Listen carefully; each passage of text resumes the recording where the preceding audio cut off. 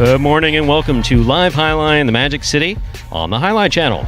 I'm Stu Nyman and I'm here with Andrew Bleckman, and we are pleased to welcome you to this Thursday matinee performance. That's right, we begin the week of live Jai-Alai action here at Magic City.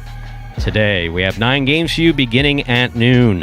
In addition to fast and fun Jai-Alai action, each of today's games offers win, play, show, quinella, exacta, and trifecta wagering. For those of you who these terms may be new to, we'll try to explain them throughout the course of today's performance. We have a pick 3 wager in game number 4. To play a pick 3, you correctly pick the winners of games 4, 5, and 6. We also have the high-paying High 5 jackpot, a pick 5 wager that begins in game 3 with its $2,000 guarantee. There's also the Mighty Ocho, a pick 8 if you're so inclined, that begins in game 1. Online wagering is available at watchandwager.com. However, placing bets is not necessary in order for you to enjoy what we have in store for you today. And if you happen to be in Connecticut, mywinners.com is the site for you. Ladies and gentlemen, we do have scratches in today's performance that affect almost all the games, and it creates a very unique situation in our doubles game, game number 5. So we're going to go game by game with these scratches here. Then before each game, we'll re-announce that scratch to make sure you're aware of it, but letting you know in advance. Game 5 is going to be a 7-post game. Once again, Game 5 is only going to have posts 1 through 7. Post 8 appears in the program. However, there will be no post 8 in Game 5. Important to know if you're doing the pick 3 or the high 5 or just making a bet on game 5.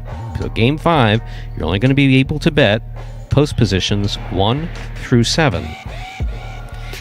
Let's do a complete rundown of the scratches as they affect today's performance in its entirety, beginning with game 1, post 5, scratch legend, replace legend with Ben. Game 1, post 5, scratch legend, replace legend with Ben. Game 2, post 3, scratch legend, replace legend with Ben. Game 2, post 3. Scratch legend, replace legend with Ben. Game 3. Post 8. Scratch legend, replace legend with El Barba. Game 3, post 8. Scratch legend, replace legend with El Barba. Game 4, post 3. Scratch legend, replace legend with Bueno. Game 4, post 3. Scratch legend, replace legend with Bueno. Here's where it gets creative for Game 5. Pay very close attention because the lineup for Game 5 is changing, and how it's changing is exactly how I'm going to announce it now. So first of all, for Game 5, the 8 post is going to be eliminated, so you're not going to be able to bet on it as part of your pick 3, as part of your high 5, or in Game 5. There will be no post 8 in Game 5. The lineup for Game 5 has changed, and it's changing on the fly. We're going to announce it now, and we'll announce it again before Game 5. Pay close attention. Game 5, post 2, in the backcourt, scratch Ronron, replace Ronron with Kubala. Game 5, post 2, scratch Ronron, replace Ronron with Kubala. Game 5, post 6. Legend and Kubala are out. Bueno and Tennessee are in. Game 5, post 6 is now Bueno and Tennessee. Game 5, post 6 is now Bueno in the front court, Tennessee in the back court. Game 5, post 7. Bueno and Tennessee are out of post 7. Game 5, post 7. Anderluck is in the front court, El Barba is in the back court. Game 5, post 7 is now Anderluck and El Barba. Once again for Game 5, because we know it's a little confusing. Game 5, post 2, scratch Ronron in the backcourt, replace Ronron with Kubala. Game 5, post 2, scratch Ronron, replace Ronron with Kubala. Game 5, post 6 is now Bueno and Tennessee. Game 5, post 6 is now Bueno and Tennessee. Game 5, post 7 is now Anderluck and El Barba. Game 5, post 7 is now Anderluck and El Barba, and there is no post 8 in Game 5. Game 6, post 4, scratch Ronron, replace Ronron with Jedin. Game 6, post 4. Scratch Ron Ron, replace Ron Ron with Jedden. Game 7, post 8. Scratch Ron Ron, replace Ron Ron with Bragley. Game 7, post 8. Scratch Ron Ron, replace Ron Ron with Bragley. Game 8, post 5. Scratch Ron Ron, replace Ron Ron with Jedden. Game 8, post 5. Scratch Ron Ron, replace Ron Ron with Jedden. Finally, Game 9, post 1. Scratch Ron Ron, replace Ron Ron with Tennessee. Game 9, post 1. Scratch Ron Ron, replace Ron Ron with Tennessee. So the only two full-fledged scratches, folks that are not going to be playing in today's performance, who were going to play, are Legend and Ron Ron. And then, Game 5 has changed. So once again, we will repeat the scratches before the beginning of each game. With that, we have 4 minutes to post. Andrew. Now that you explained... I need a grade. That was pretty good. A lot of stuff going on. Pretty good or really good? No, that was really good. I mean... No, seriously. And in addition to that, I'm like doing it with the players. So I got the players like flying around. Guys, you got to make sure, pay attention to the posts. There are a lot of things going on with the shifting of posts and guys playing with different partners. Sorry there, Stu. Now you can hear me in the headset here. Yeah, I was reading lips before that with a microphone in front of your face. We tried. We got enough practice here with the players sometimes, but we're getting better at that. No, and how it's going to work here for fantasy as well. You saw we sent out an email with scratches as we've been going along this week, trying to get you guys as up to date as possible there. Just to clarify, for that doubles game, Legend will be returning later this week there. So Legend and Kubala are an assigned doubles team. Therefore, because Juice and Kubala are playing together today, they will not be earning any points because Kubala's assigned partner is Legend, and Legend will be returning here later this week. So we're clarifying that point as the final ruling made on that there. And if you pick the team of Juice and Ron Ron, you have a couple more minutes to change them, and that was also noted there in the fantasy game. Of course, scratches, points earned by a substitute player. If you took Ron Ron, you're not going to get any points for anyone that scores in his place there. He will not be getting any points this week. As we said, subs earn all points. That has been a rule for singles throughout the season here at Magic City. And if you would like to play, fantasyhighlight.com. Fantasyhighlight.com. You got a couple more minutes here to get those final adjustments in there to your lineup this week. And now with just about 2 minutes to go till we get to game number 1 here, I have just enough time to show you the scoring format for the first 8 games of this 9-game performance, and that is going to be Spectacular 7 scoring. Take a look. Spectacular 7 singles games are played with 8 players. Each player wears a different color jersey numbered 1 through 8 on the front. These numbers are traditionally referred to as post numbers. Post numbers are used to signify the order in which the athletes will play in a game. These numbers are also used for betting purposes. Don't be confused by the numbers on the back of our jerseys. Those are just for fun. Each game begins when the player in the post 1 red jersey serves to the player in the post 2 blue jersey. The served ball must land between the 4 and 7 lines marked on the court's side wall. If the ball lands between those lines, the serve is good and play continues until one of those 2 players wins that matchup. The player who loses the matchup exits the court and waits for his next turn at the end of the rotation. It's important to note that every game has 2 rounds. The first 7 matchups in a game make up round 1. Each matchup in round 1 is worth 1 point. Round 2 refers to all matchups that take place after the 7th and final matchup of round 1. The number of matchups in round 2 varies from game to game. And in round 2, each matchup is worth 2 points. The first player to earn 7 points wins the game. And with less than a minute to go till we begin Game 1, this is a reminder of the scratch. Game 1, post 5, scratch Legend, replace Legend with Ben. Game 1, post 5, scratch Legend, replace Legend with Ben. And let's get this party started. Ladies and gentlemen, we're ready to begin game number 1, a Spectacular 7 singles match, played to 7 points, with all points doubling after the first round of play. Game 1 also begins the Mighty Ocho. And for those of you making those Mighty Ocho wagers, let's not forget that in Game 5, there is no 8 post to bet on. So Game 1, post 5, we're scratching Ben. And we're ready to begin Game 1. Serving in the red shirt of post 1 is Fred. Receiving in the blue of post 2 is Lamonte.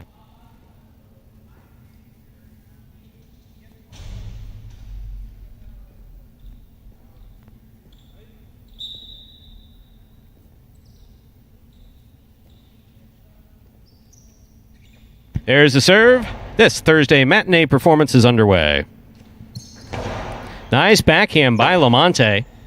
Fred for the rebote. Not enough to make it to the front wall. First point of the day goes to the 2. Lamonte first up on the board in our first game. That'll bring to the court the white shirt of post 3. This matchup has Lamonte serving to El Barba.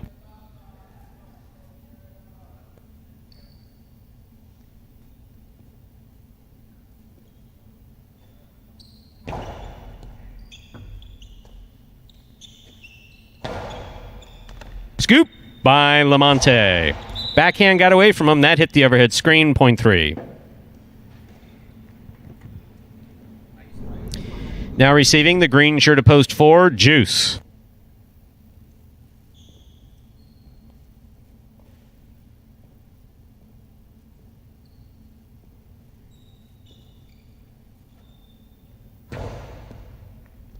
Underserve. The ball must land between the 4 and 7 line. That ball fell short of the 4. This point goes to the 4. Our next matchup has Juice serving to the black shirt of post 5. Substituting for Legend is Ben.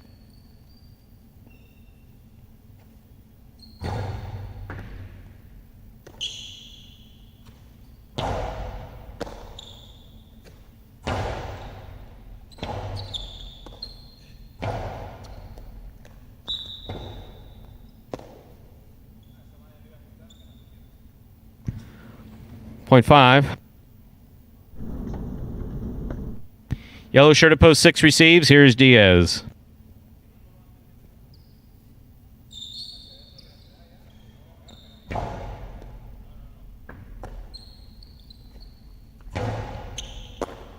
Ben from the left side. Nice backhand. Rebote left side by Diaz. He goes to the floor to make the play. Ben's there. Diaz on the forehand with a hop, makes the catch. That's a nice, strong forehand for Diaz. He passes it back past the 10 line. Ball tipped, point 5.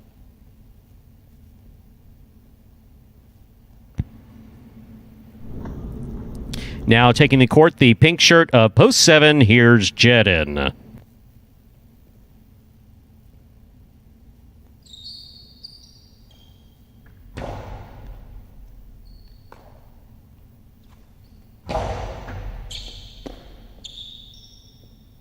Point 7. Here now to complete the first round and receive, wearing the purple shirt of post 8 is number 37, Tennessee.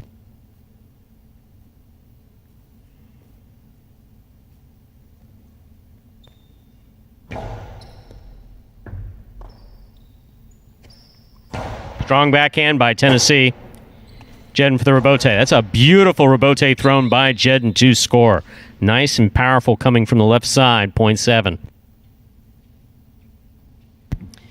That completes the first round of play. All matchups are worth 2 points now through the end of the game. First to return in the second round is Fred.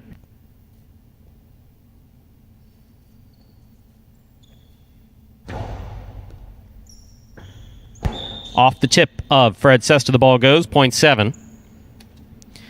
Jedin's on the board with 4 points. He serves to the returning 2 post in the blue shirt. We have Lamonte.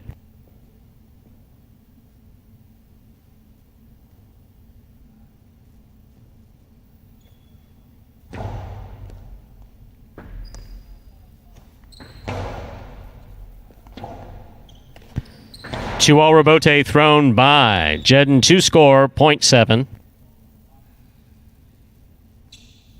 Straight points to a possible game point here for the pink shirt of post 7, Jedin. Trying to stop him, white shirt of post 3, El Barba.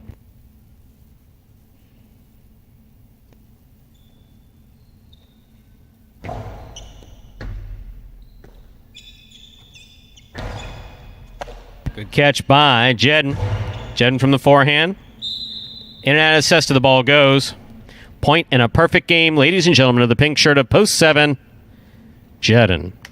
7 wins at 5 places, 4, 2, and 3. Will play off for third place, 4 first serves to 2.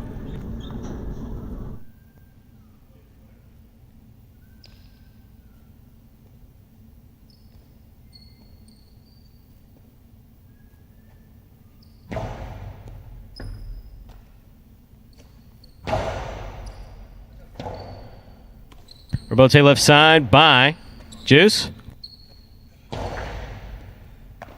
Ball tip, point 2.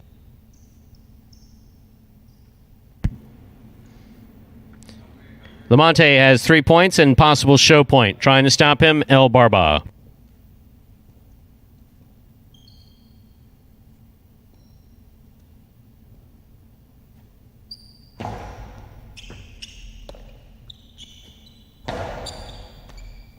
Excellent catch by Lamonte, and a nice backhand follows. El Barba on the run.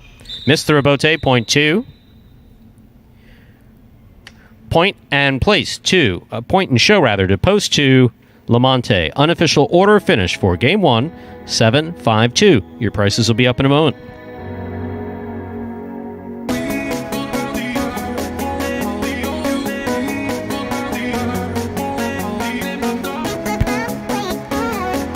Results from Game 1 are official. Coming in first, post 7, Jedden. Taking second, post 5, Ben. Coming in third, post 2, Lamonte. 7-5-2 is the official order of finish for Game 1.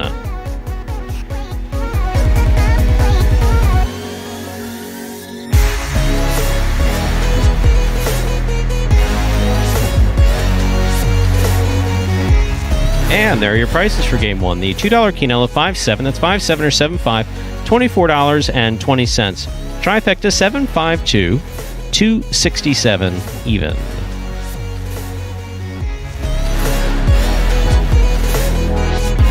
Not a bad start for our Thursday afternoon. And however it is that we start our Thursday, so goes the day, sometimes the week. So that's what you like to see. Up next, ladies and gentlemen, is game number 2, a spectacular 7 singles match. Play to 7 points. Points double after the first round of play. If you're just tuning in, this is a reminder that both Legend and Ron have been scratched in all their scheduled appearances today. We did a complete rundown of the scratches before we began the performance. We'll repeat the scratches before each game. So in game 2, post 3, scratch Legend, replace Legend with Ben. Game 2, post 3, scratch Legend, replace Legend with Ben. And for those of you placing wagers in the pick 3 or high 5, our doubles game, game 5, has been changed.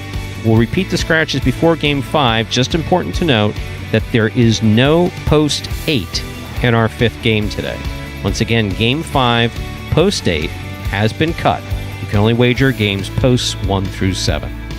So game 2, post 3, scratch Legend, replace Legend with Ben. Game 2, post 3, scratch Legend, replace Legend with Ben. Post time is now just 5 minutes away. Good luck. And with 5 minutes to get you up to the start of game number 2, for those new fans joining us here for the first time, we got a video that will explain here in simpler terms how the sport of Jai-Alai is played. The main rule of Jai-Alai is simple. Players must catch and return the ball in one fluid motion. Sounds easy enough, right? So how do you win? You can win a matchup simply if your opponent overserves, underserves, or serves the ball out of bounds. On the flip side, your opponent wins the matchup if the serve is so good that you fail to catch and return the ball to the front wall. If your opponent fails to catch the ball before it bounces twice on the ground, or if your opponent's cesta makes contact with the ball but doesn't catch it, then, in both of those cases, you win the matchup. You can also win a matchup if the ball bounces around in your opponent's cesta during an attempted catch. This is called juggling, and it's illegal in Jai-Alai. Another way to win a matchup is if your opponent throws the ball and it lands out of bounds on its return from the wall. The overall game strategy for a Jai-Alai player is to make it difficult for an opponent to reach the ball in time or to execute a rebuttal play.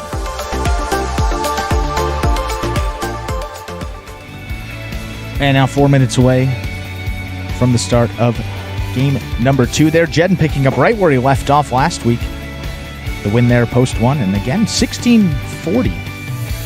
Post 7 there, Jedden to win, so...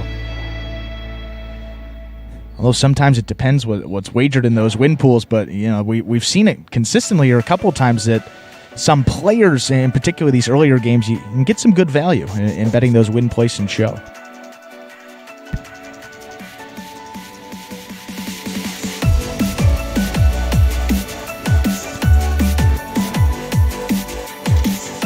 How about that as well? Lamonte there, one show last week in all of his appearances here, gets on the board early in game number 1. 2 points for him with that show finish. So if you're playing along Fantasy Jai-Alai, he's already matched his total there from last week. I was going to expect a much better week from Lamonte as well here, and as he's been coming back, took a few weeks off there.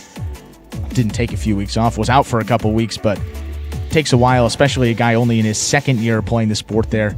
A little longer to get his feet back under him and get comfortable out there, so expect a much better performance that we've been seeing as of late from Lamonte. That's my one prediction this week here, Stu. Not going to give any winners, but I'm just going to keep it simple.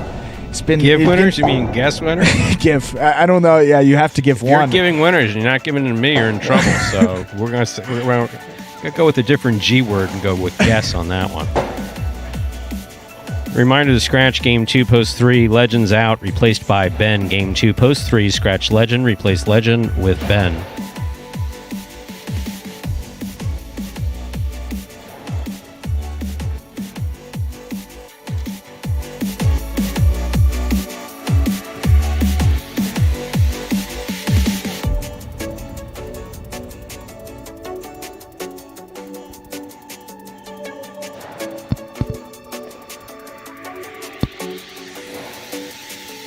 And a pretty tough crew in these earlier games here this week as well. Now you got Bueno in all these games, El Barba, Ben, Tennessee.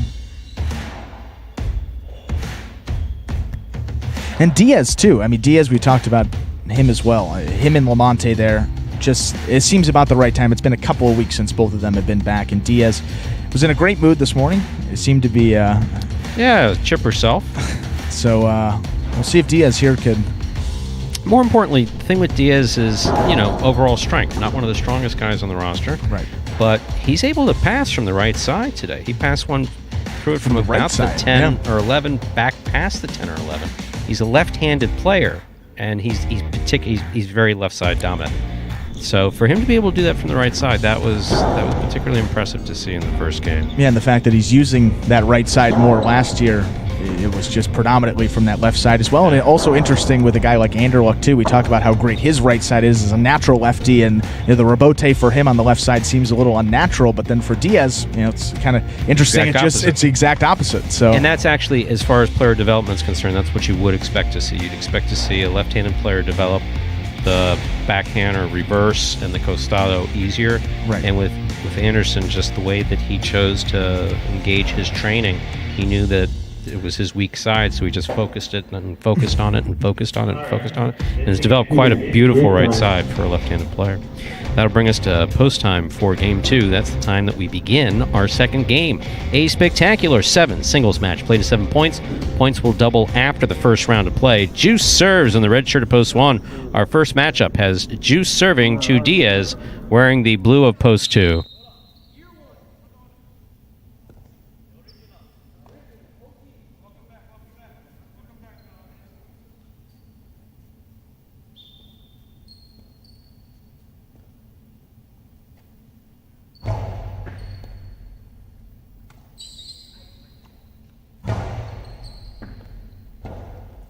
Rebote left side by Juice. That's a nice backhand. He gets out of the way. Diaz is there.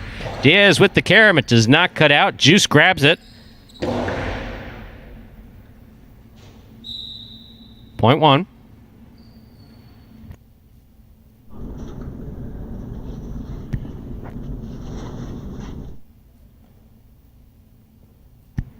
White shirt at post 3 receives. Ben.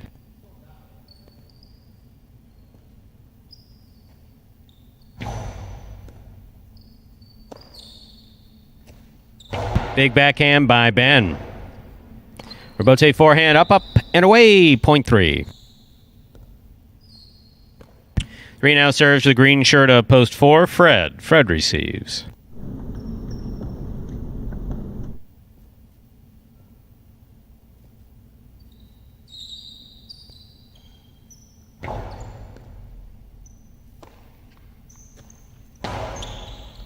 That's a hard backhand thrown by Fred to score. Low, hard, right up the wall. Point 4. Black shirt at post 5. Tennessee receives.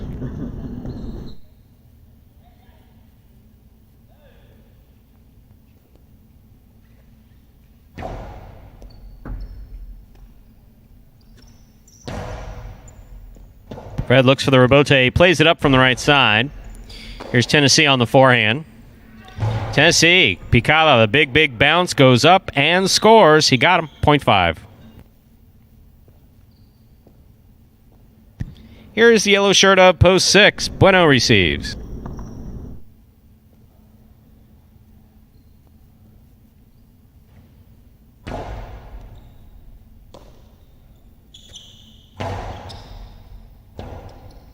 Rebote left side by Tennessee, thrown to the outside. Bueno's on it. Bueno returns a carom that scores. 0.6.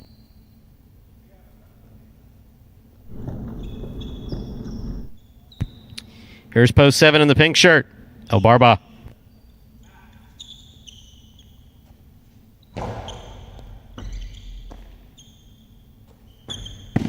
Backhand, low, 0.6.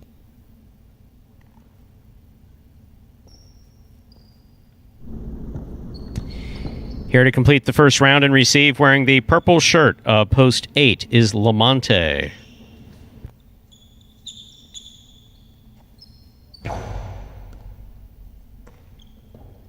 Ball missed off the serve, 0.6.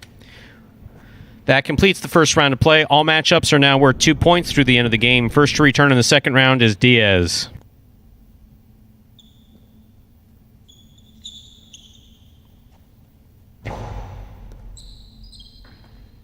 Diaz holds on to the ball. Bueno from the forehand at the 6 line. Hard throw to the inside. Great catch by Diaz. Nice backhand. Bueno takes it in the air at the 9 line. Diaz for the rebote. Goes to the floor to make it. It's going to take a big bounce. Bueno cuts it off. Diaz going for the scoop just there at the last second. Missed it, 0.6. Straight points to a possible game point here for post 6 Bueno. Trying to stop him, post 1 Juice.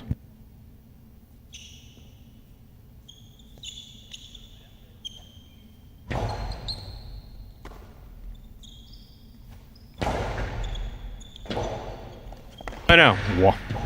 Wow. 0.1.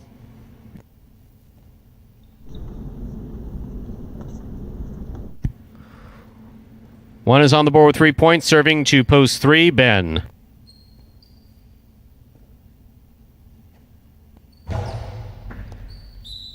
Over serve, ball's got to land between the 4 and 7 line. 0.3.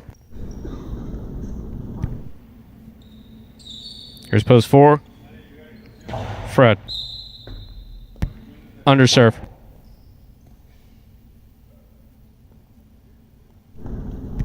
Four on the board with 3 points, serving to post 5, Tennessee.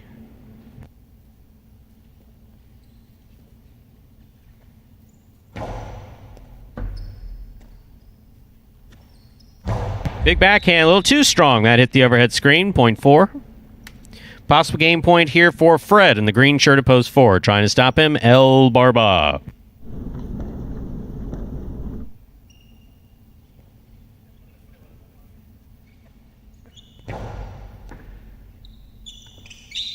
Serve missed, point in game, post 4, Fred.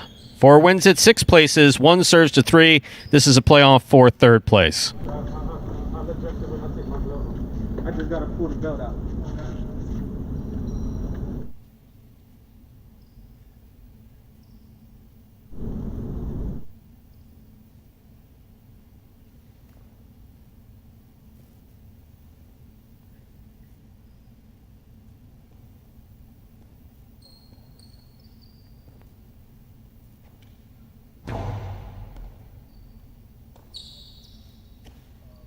Nice backhand by Ben.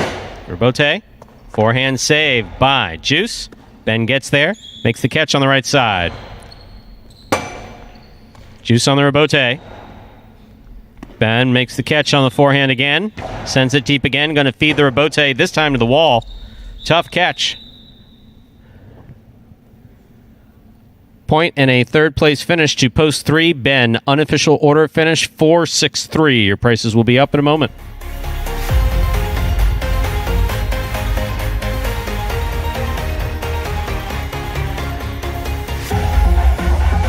Results from Game 2. Our official is posted. Coming in first, post 4, Fred.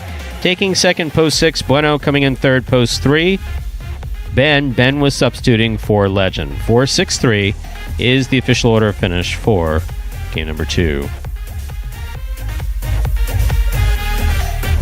And there are your prices. The $2 quinella, 4-6. That's 4-6 or 6-4.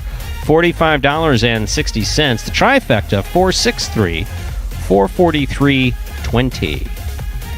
Once again, trifecta is a first, second, and third place finish. $443.20.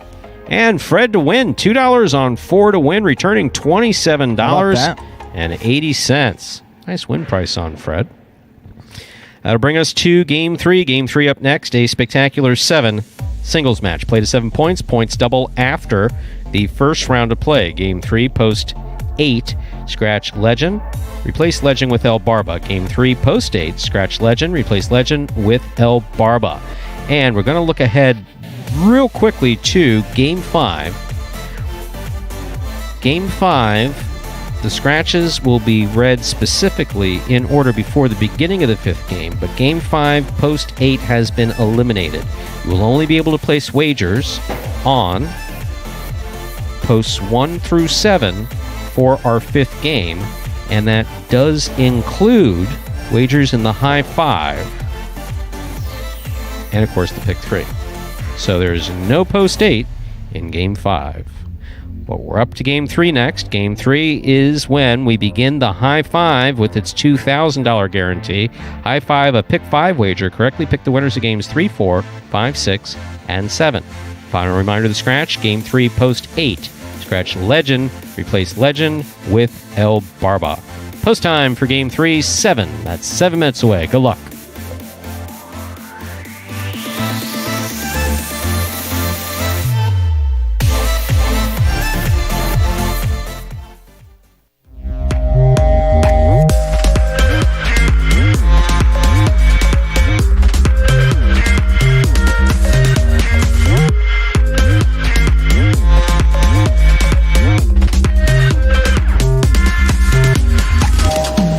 Welcome back to the Robote Recap.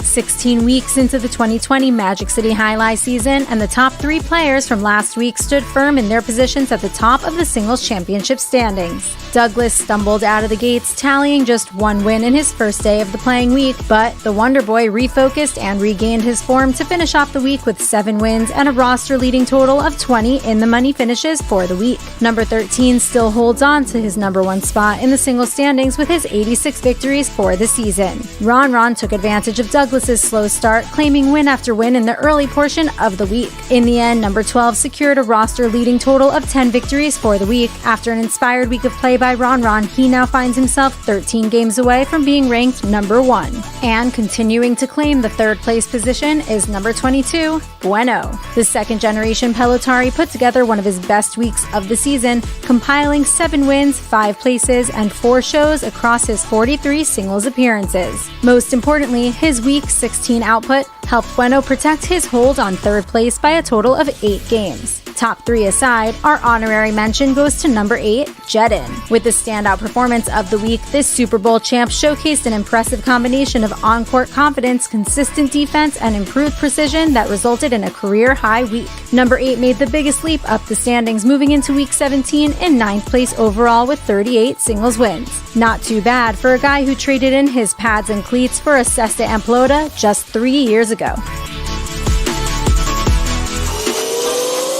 Out of all the tremendous action we saw from the roster at Magic City, the Golden Cesta was clinched by Ron. Nobody could take down number 12 in Week 16 as he had his competitors making the dreaded walk back to the bench all week long. Even after suffering an injury which resulted in missing the final performance of the week, Ron was too far ahead to be caught, leading the way with 10 singles victories of his 24 games played. Ron has now won a roster-high 4 Golden Cestas and perhaps more importantly, demonstrated that he will not go down without a fight in the race for the singles crown.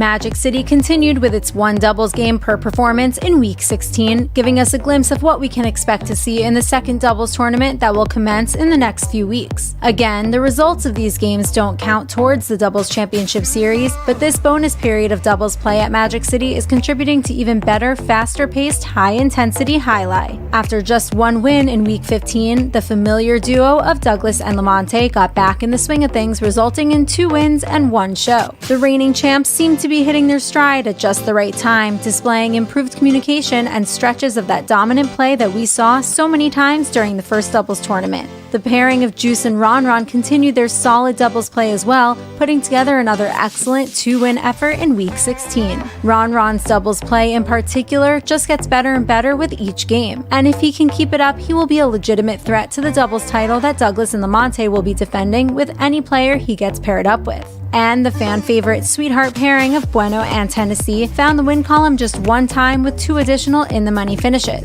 Expect to see these same pairings for the last time here in Week 17, and make sure to stay tuned for the highly anticipated reveal of the new doubles pairings for Tournament 2 coming very soon.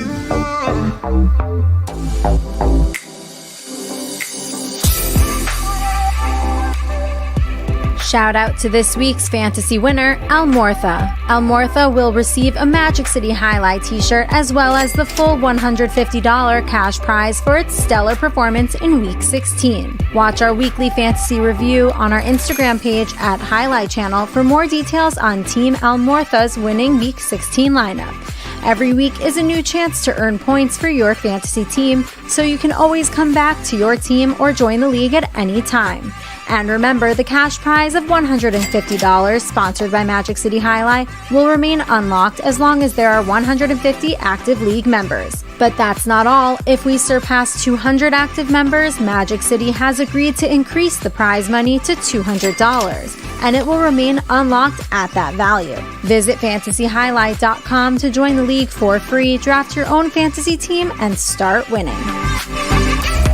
This week's Rebote play goes to number 12, Ron Ron. In this game point situation, Bueno and Ron Ron had a fast-paced back-and-forth rally going to close out the 7th game of the Friday matinee performance. Bueno powered a strong 3-wall forehand from the outside that had Ron Ron on his heels in jeopardy of losing his perfect game. The former pro from the Philippines didn't panic, sprinted to the back wall to get into position, and dug out an unbelievable full extension diving rebote that went on to help him find the win column yet again. Expect to see more of this type of effort from Ron Ron as he looks to make a monumental comeback and recapture that coveted spot at the top of the singles championship standings. Check out this picturesque rebote save that earned Ron Ron the Rebote Play of the Week.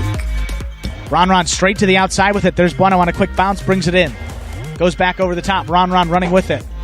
Diving, gonna get there on a full extension dive.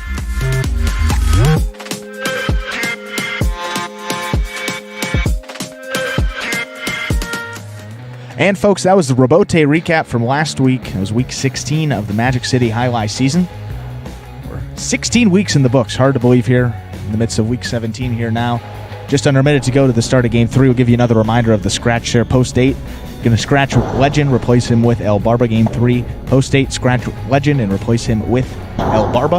And also it's your last chance to get those bets in for the high five. A little bit of carryover in that high five, just about $650 in there, plus whatever's bet into it today. Doesn't look like going to get to that $2,000 guarantee, but if you get all 5 right and you are the only winner, you will get that $2,000 regardless of how much is bet into it. And of course, it's just $1 per combination, and that takes us 0 minutes of game 3. All right, game time.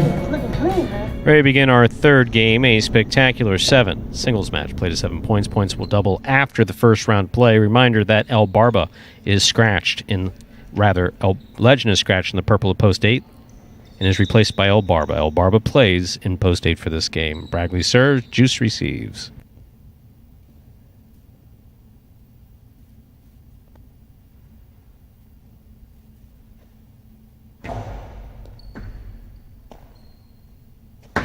Long carom thrown by Juice to score beautifully. Wow. Well thrown ball by Juice, point 2. 2 first up on the board in our third game. Here's the white shirt at post 3, Diaz.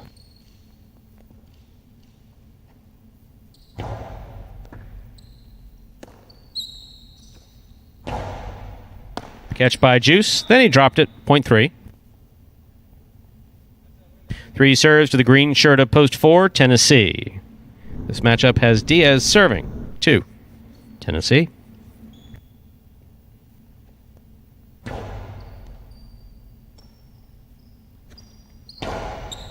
Diaz on the forehand at the 8 line. There's the carom. Does not open up. Tennessee catches it on the forehand. Tennessee keeps it to the outside. Diaz catches it in the air. Turns a nice high forehand to pass. We were talking about that before. Too much for Tennessee. That's right. Diaz overpowering Tennessee with that forehand. Point 3. Here's the black shirt of post 5 receiving. This matchup has Diaz serving to Lamonte.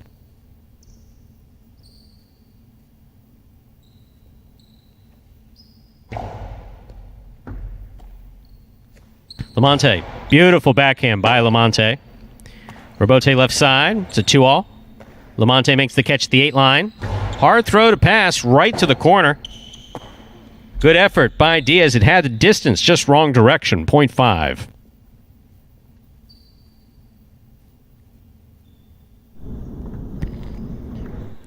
Lamonte serves to the yellow shirt of post 6, Jedin.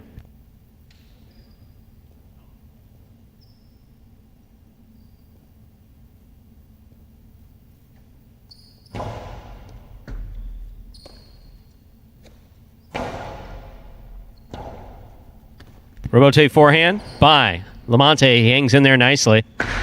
Jedin on the carom. That scores. Thrown from the inside. Difficult carom.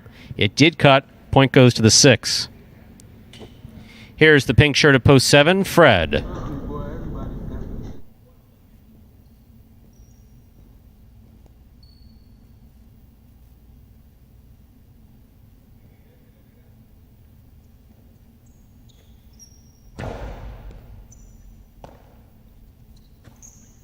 Fred, powerful costado.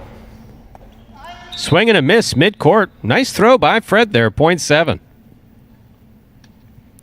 Here now to complete the first round and receive, wearing the purple shirt of post 8, substituting for Legend, is El Barba.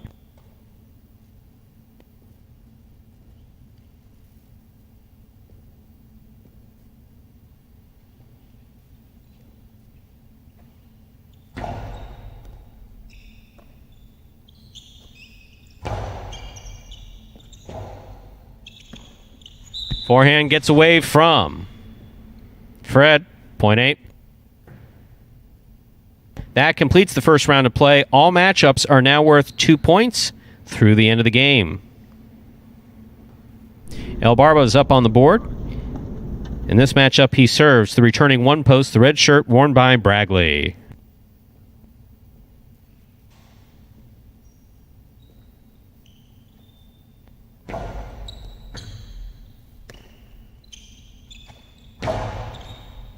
Excellent catch by El Barba.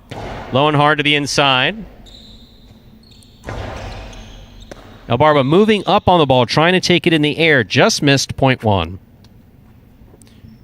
Here's the blue of post 2. Back and ready to receive is Juice.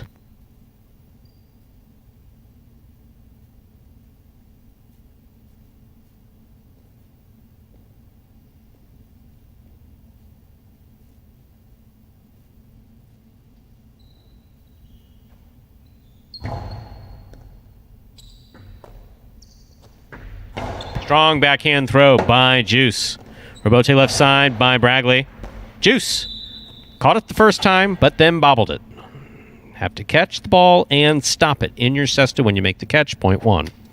One on the board with 4 points. Here's post 4, Tennessee.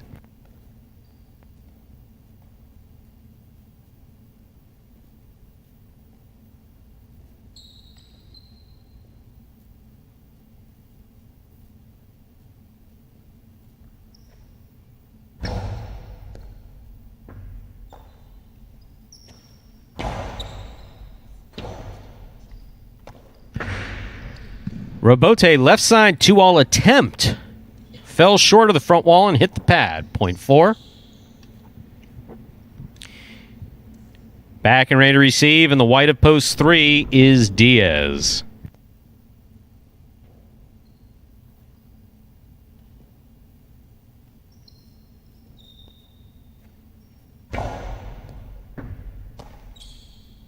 Diaz winds up, makes a nice throw. Tennessee with the catch on the forehand.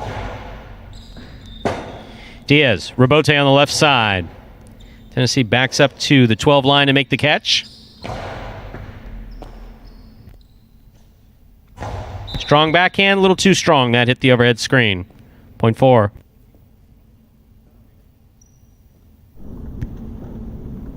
Tennessee is on the board with 4 points, serving to post 5. The black shirt returns. This matchup has Tennessee serving to Lamonte.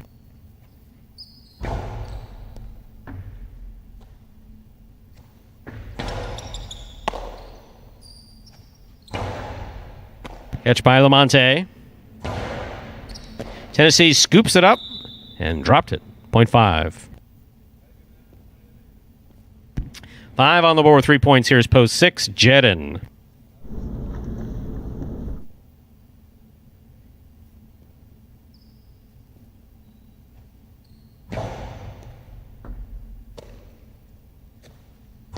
Big backhand by Jedin. Rabote left side. Thrown hard by Lamonte to score. Lamonte hung in there through a good Rabote. 0.5. That will give him possible game point. Trying to stop him in the pink of post 7 is Fred.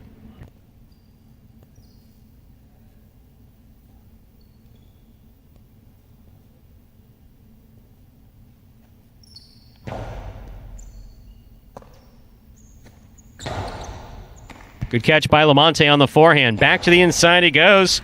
Fred going up the wall, missed it. Goes to the Rabote to the overhead screen. That is point and game to the black shirt of post 5, Lamonte. 5 wins it. Wong will serve to 4. This is a playoff for second and third place.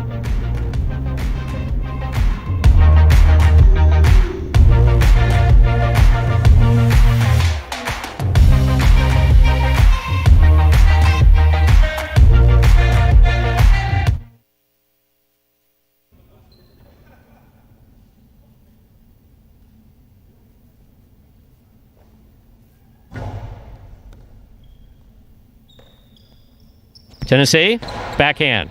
Caught in the air by Bragley. Bragley plays it deep.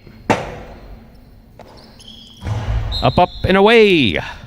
Point and place to post 1 for shows. Unofficial order finish 5-1-4. Your prices will be up in a moment.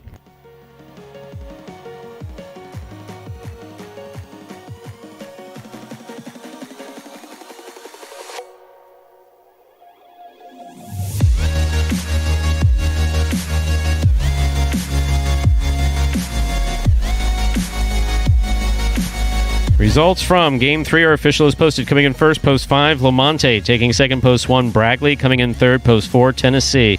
5-1-4 is the official order finish for game number 3. The first number for today's high 5, the number 5. And we'll have your prices up there in just a moment. Good for Lamonte. Absolutely good for Lamonte. He walked up to those balls, caught them in the air for the most part, held on to them, made 2 nice Rabotes. Very good to see. There are your prices. The $2 Quinella, that's 1.5 or 5.1, $53.20. The trifecta, 5.14, $314.40. There's a consolation in the win pool. No one had 5 to win. We'll give people that. That's okay. 1 to win, returning $9.80. Once again, the consolation payoff in the win. 1 to win, returning $9.80. Up next, ladies and gentlemen, Game 4. Game 4A Spectacular 7 singles match. It's played to 7 points. Points will double after the first round of play. There is a scratch. Game 4, post 3. Scratch Legend, replace Legend with Bueno. Game 4, post 3. Scratch Legend, replace Legend with Bueno. Game 4 will begin today's Pick 3. To play the Pick 3 you correctly picked, the winners of Games 4, 5, and 6. And affecting the Pick 3 is Game 5. Please remember that there are a number of scratches in Game 5. However, the 8 post in Game 5 has been eliminated. If you're placing wagers on the Pick 3 for Game 5, you only have posts 1 through 7. There will not be a post 8. And we will read those changes before the beginning of Game 5. Basically, everybody just moved ahead of post position from first 7 and 8. 6, 7, and 8.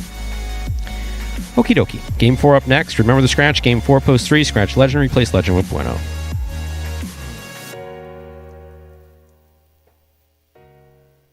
Imagine the perfect mixture of athletics, spectacle, and speed.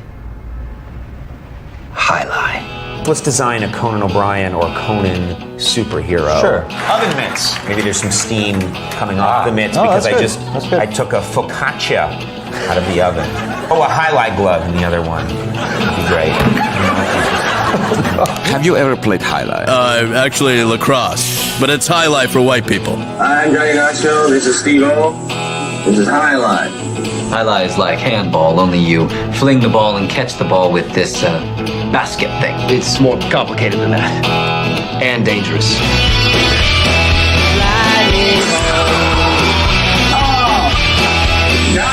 It's got the same fingerprint as baseball, only better. A special stadium called a fronton. And you can sit real close, which is a thrill because the ball goes 175 miles an hour. I can serve this pelota almost 200 miles an hour. Big whoop, that little squishy. Jesus, is this made of limestone? It's a dangerous game, amigo. That's called a cesta. It's made of reeds from the Pyrenees. The ball is called a pelota. A lightning ball.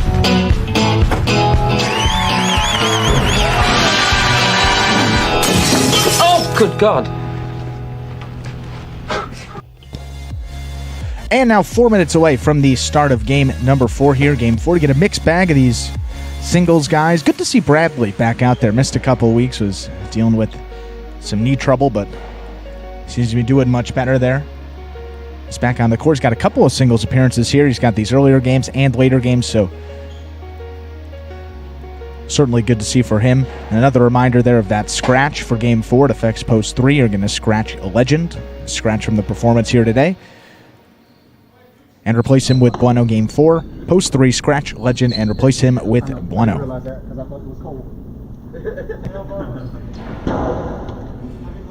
So how are your days off?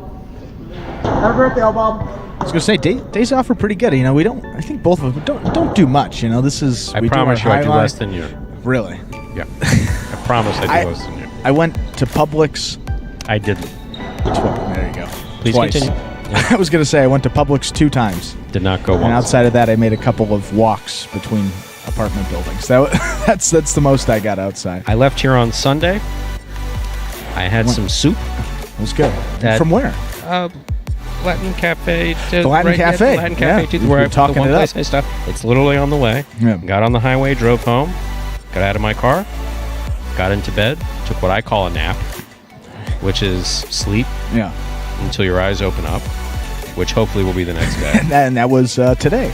And then Monday, woke up, watched some news, brushed my teeth, of course, combed out my mustache, and got back in bed. Speaking of the mustache, I don't know if you saw, but it's back? It's back a little bit. I don't know. It's too light to tell. I mean, that was the thing. I don't know if people can you're see. light. You're light in general. So Man, it's not like I'm too young to grow a mustache. No, I mean you have light hair. Yeah, that's the problem. I try to grow it out. People don't notice. I mean, this is as good of an effort as I can give out there, and people don't even notice it, which is pretty sad on my part. Well, I mean, these cameras are good here, but I mean, they have to look through 2 panes of glass with a membrane in between that a hard ball doesn't break. Me, on the other hand, they can kind of see the skunk thing that I got going. Someone actually asked me. They said, "Do you dye your mustache?" And it's like the touch of gray. It's like that would be stupid. Why would I dye my mustache but not my beard? It's like if I'm gonna see, that's a good point. But if I'm gonna dye it, it's like if you're gonna dye it. No. This is natural. Now, will I clip the occasional gray hair out of the mustache that I don't think belongs? I might. Absolutely. And for those of you who don't know this, you ready? Ready? Cuticle nippers. Cuticle nippers and a magnifying glass. and a magnifying mirror, rather. This is the stuff I got to look forward to. That's right. It's going to be exciting. That's right. In 30 years, remember that. In 30 years, when hopefully I'll still be around somewhere. You can say we'll still be doing the games right here. 30 years. Wow, what a thought. What a thought. What a thought. Not with this side wall. We will have a different side wall. That much I do promise. All right, let's go. Game time. We're ready to begin game number 4, a spectacular 7 singles match. Play to 7 points, points double after the first round of play. Game 4 does begin. Today's pick 3. Remember the scratch. Game 4, post 3. We're scratching legend, replacing legend with Bueno. Serving in the red shirt at post 1 is El Barba. Receiving in the blue at post 2 is Bareilles.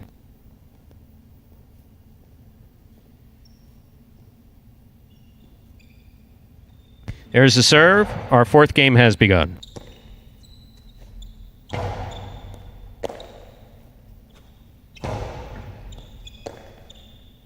Bareilles comes strong from the right side. Great catch by El Barba. Backhand from the 9 line. Nice and inside. Robote comes to the forehand. Good catch by El Barba. He goes deep.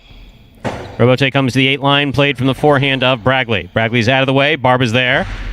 Barba going for the carom. Landed out. Good try by Barba. Excellent effort by Barba. That was a shot to throw. Bareilles was locked up inside.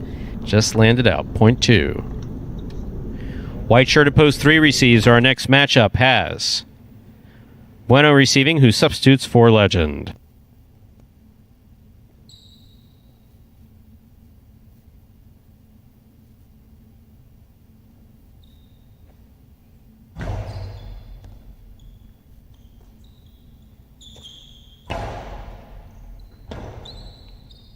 Robote forehand by Bareilles. Catch by Bueno. Bueno winds up. Plays the 2-all nicely. 2 score, point 3.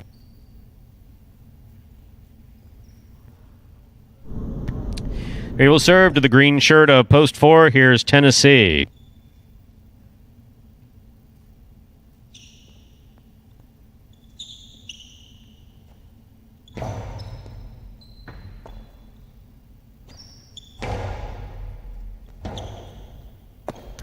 Forehand Robote by Bueno. Missed on the side wall by Tennessee, point 3. Bueno's made 2 points. He now serves to the black shirt of post 5. Wearing it is Ben.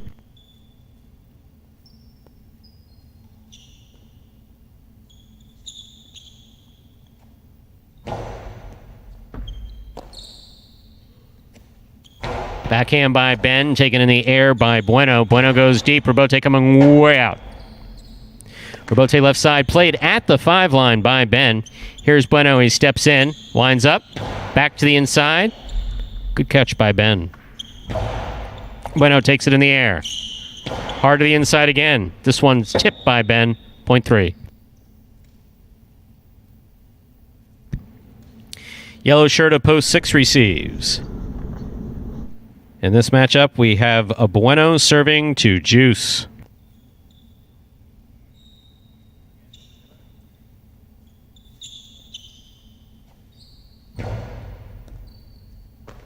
Good catch by Juice, reaching way up high. Returns a cortada from the 11 line. Not enough to score, but it's enough to stay in.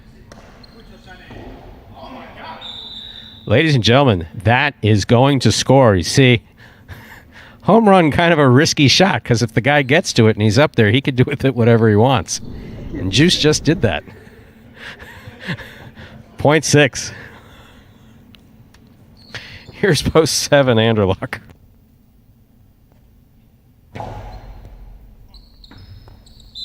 Point 6.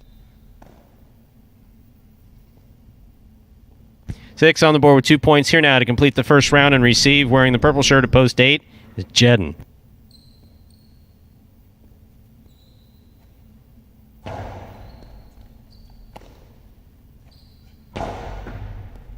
Juice from the 11 line.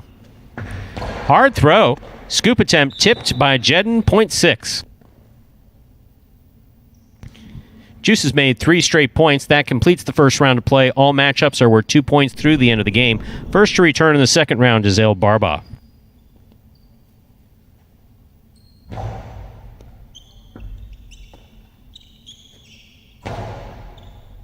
Catch by Juice. He holds on to it. Point 6.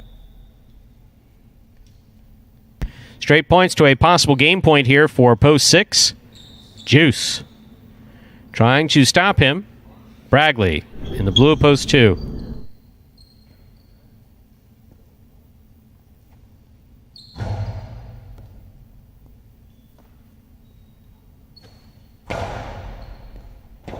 Powerful, powerful throw by Bareilles. He's going to score. Point 2. That was a nice 5 straight point effort for Juice. Play continues. Bragley on the board with 3 points. Here's post 4. Tennessee.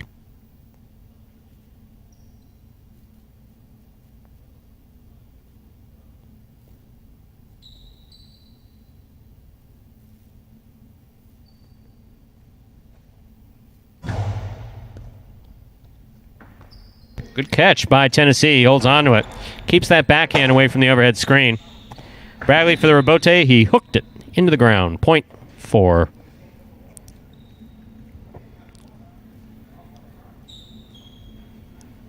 Tennessee has 2 points. Here's the black shirt at post 5. Ben.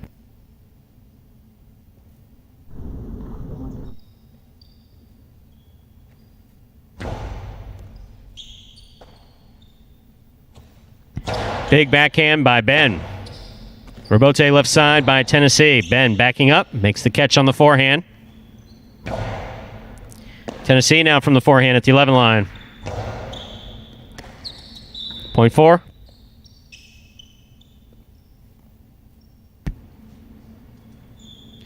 Four serves, post 3. Bueno returns.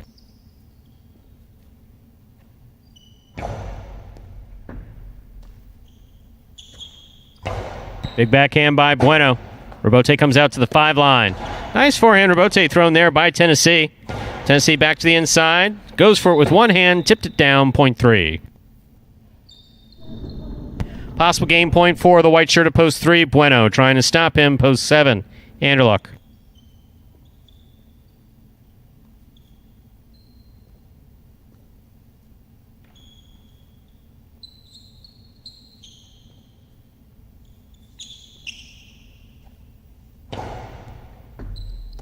Anderluck from the left side. There's the backhand. Caught in the air by Bueno. Bueno goes deep. Beautiful catch by Anderluck on the forehand. Picada, big bounce. Puts Bueno all the way back to the 13 line to make the catch. Anderluck from the forehand. Back to the inside. Here's Bueno. Beautiful catch by Anderluck at the 11 line. Back to the inside he goes. Scoop by Bueno.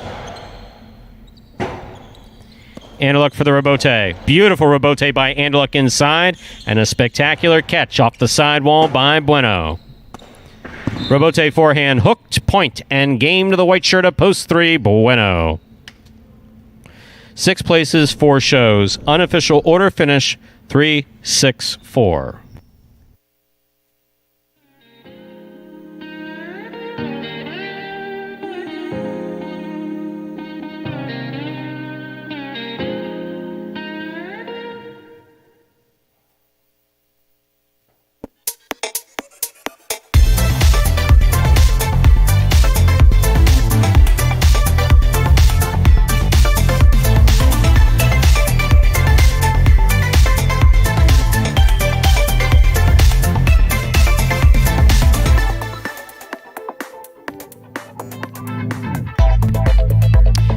It's official. Coming in first, post 3, Bueno. Taking second, post 6, Juice. Coming in third, post 4, Tennessee. 3-6-4 is the official order finish for game number 4. And there are your prices. $2 Quinel 3-6, that's 3-6 or 6-3, $40.20. 50-cent trifecta, 3-6-4, $252.35. Consolation in the win pool. No one had 3 or 6 to win, so 4 to win, $3.20.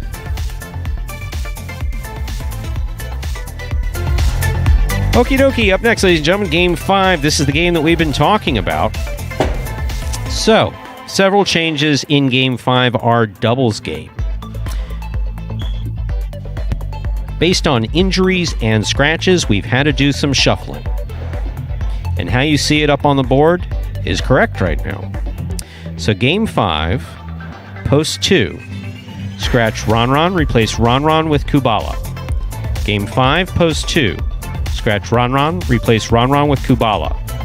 The rundown for Game 5 is as follows. Game 5, post 1, Lamonte and Douglas. Game 5, post 2, Juice and Kubala.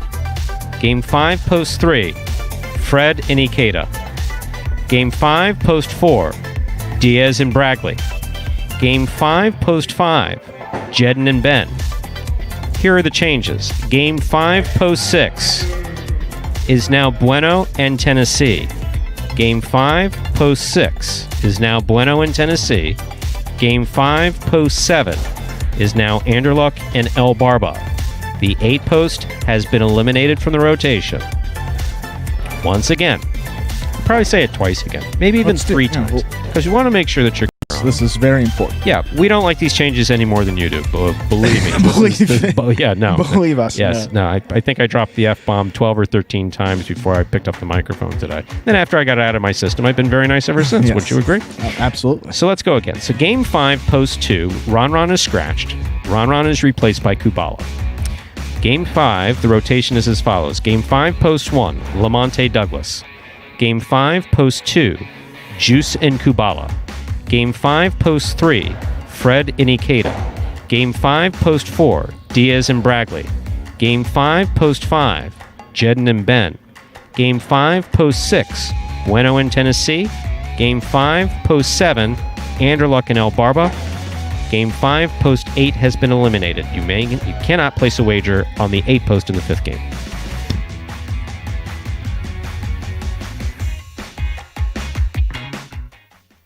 I love Jai-Alai. I think Jai-Alai's a beautiful game. My favorite part of playing Jai-Alai would be that I get to compete. I get to come into a facility with other competitors that are trying their hardest. I get to come out here and try my hardest. Win or lose, you feel a sense of accomplishment at the end of the day after coming in and giving it your all. My 2020 goal is when you open up the program, it should say Chris Bueno, win percentage 150 or better, and in the money percentage 400 or better. I'm going to finish every game that I get possible game point. And that was Bueno there, picking up the win, game number 4. First win of the week there for number 22, and he's adding to that. He's in 3rd place in those championship single standings, adding to his lead there over Tennessee. He's up that now all the way up to 9 games, so 56 wins for Bueno. He's holding on to 3rd place. 2nd place is Ron there, who's scratched in all his appearances now for the week, originally just singles, but seems to be out for those doubles games as well. He's got 73 wins on the season. Douglas there in 1st place in the single standings at 86 wins, but we got a doubles game coming up in a... Yes, we do. And with 4 minutes to go, in fact, let's speak to the lovely people in Tel Aviv. Sorry, I'm always going to call it Tel Aviv. Ron, if you'd be kind enough to roll those entries once again, if you can bring them back up. Now, this is TV. I mean, now Stu's dictating. This is TV. We're talking right to Ron. If you can put up those entries one more time, we're going to roll over them. Game 5, post 2. Scratch Ron replaced Ron with Kubala. So the lineup is correct. Game 5, post 1, Lamonte and Douglas. Game 5, post 2, Juice and Kubala. Game 5, post 3, Fred and Ikeda. Game 5, post 4, Diaz and Bragley. Game 5, post 5, Jedden and Ben. Game 5, post 6 is Bueno and Tennessee. Game 5, post 7 is Anderluck and El Barba. And the 8 post has been scratched from Game 5. Thank you, Ron. And how it's going to work for Fantasy 2. So if you guys are wondering, Legend should be coming back in the program here. He's scheduled to play today as a late scratch. His assigned partner is Kubala. And Kubala and Juice, both of them, their respective partners have scratched. So they've been paired up together. You see them playing out of post 2. That team will not be getting any points in this performance again. That team will not be earning any fantasy points because Kubala and Legend, that is the assigned team. They will be playing together this week. Legend just a late scratch in this performance. So that team will be earning points when they come back. As for the team of Juice and Ron, if there's a player that will replace Ron later in the week in those doubles games, you will get points with Juice and that substitute player. But for today, that team, Juice and Kubala, will not be earning any fantasy points. Just to clarify that. And again, rules have been updated there in the fantasy game. There was some confusion about substitutes and doubles players. I added a little note there. In unique circumstances, the commissioner reserves the right to make executive decisions on how this type of scoring is going to go. And because obviously this is a very unique circumstance, we had to eliminate even one of the post positions. So because the assigned team of Legend and Kubala will be playing together this week, that team of Juice and Kubala today, you're not going to be getting any points if you have Juice or Ron or Legend and Kubala. just to clarify that note.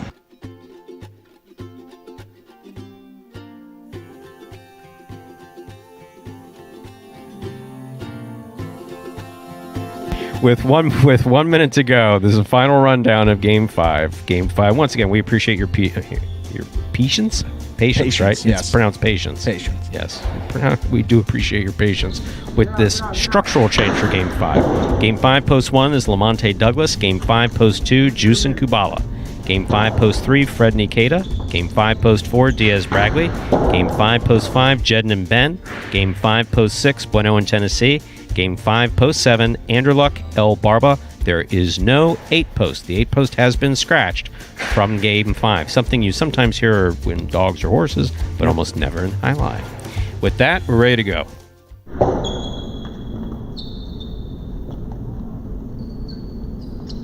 All right, game time. Time to begin our 5th game, a spectacular 7 doubles match. May as well be a singles match. Played to 7 points. Points double after the first round of play. Serving in the red shirts, Post 1, the team of Lamonte and Douglas. Receiving in the blue, Post 2, is Juice and Kubala. Kubala substitutes for Ron.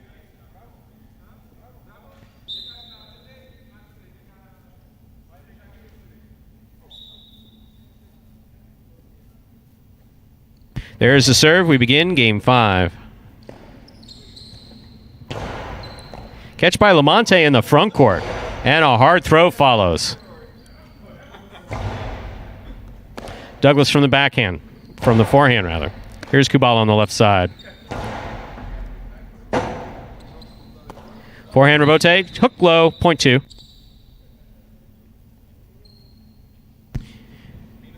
In this next matchup, Juice will serve to the white shirts of Post 3, the team of Fred and Ikeda.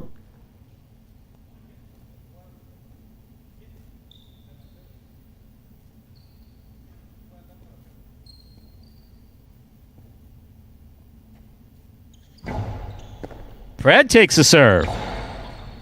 Good catch by Juice midcourt. Low and hard. Caught in the air by Fred. He held onto that even though he was off his footing. 2 good catches there by Fred. Point goes to the 3. That'll bring to the court the green shirts of Post 4. Diaz and Bragley receive.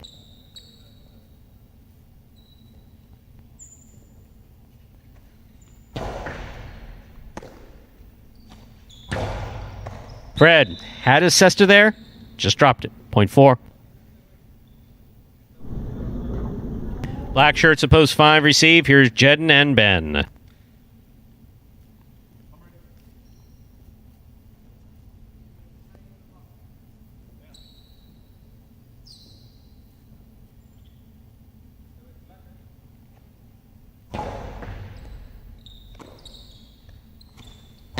Powerful backhand by Ben. Good catch by Bragley. Bragley's forehand up, and away. That missed the front wall and hit the overhead screen. Point 5. Here's Post 6 in the yellow shirts. The team of Bueno and Tennessee receive.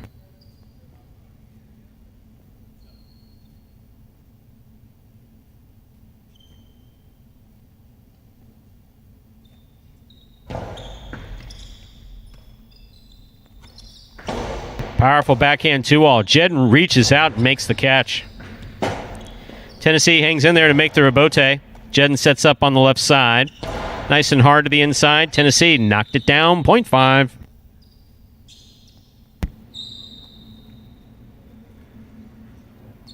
Entering the court to complete the first round of play, Anderluck and El Barba receive.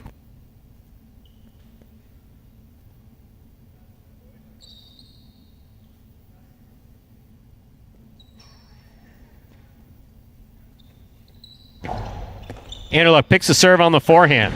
Fires the carom. Just caught the pad. Point 5.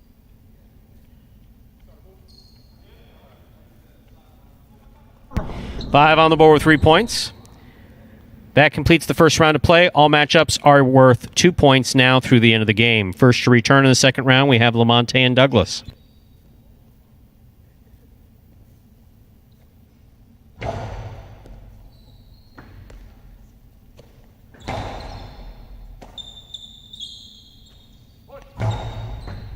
Douglas calls for the ball, makes the backhand throw. Robote comes all the way out to the 3 line. Turn from the forehand of Jedden with perfect placement to score, 0.5. And there's a lot of excitement on the court. I'm not exactly sure about what the ball's supposed to land in, so that's a good thing, 0.5.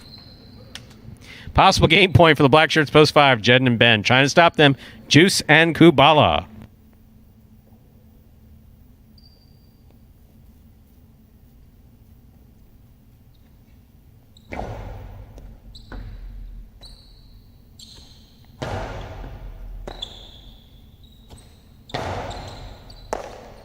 Here's the backhand from Kubala.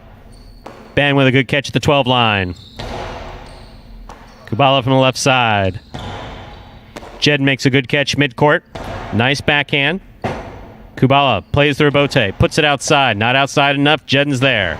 Jedden with the hard throw. Good pickup by Kubala on the left side. Ben makes a beautiful catch at the sidewall at the 12 line. Kubala's there. Kubala comes strong from the right side. Ben reaches up to make a good catch. Picada, the big bounce, is going to score to win. That is point and a well-earned game to the Black Shirts of post 5. Jedden and Ben showing phenomenal teamwork to make that happen. 5 wins at 3, 4, and 2 will play off for second and third place.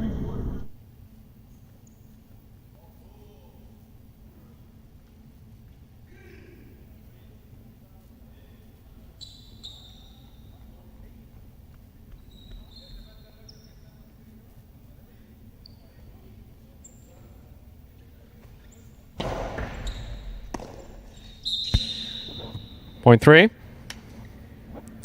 Possible place point for the 3, Fred and Ikeda trying to stop them post 2, Juice and Kubala.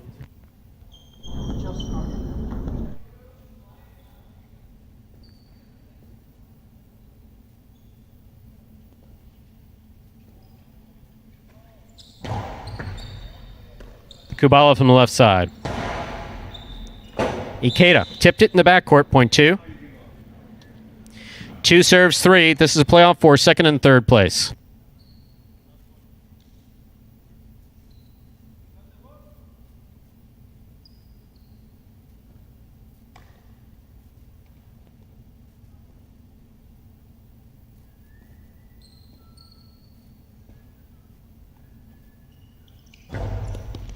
Fred going for the serve, knocked it down. Point and place to post 2, 3 shows. Unofficial order finish 5, 2, 3. Your prices will be up in a moment.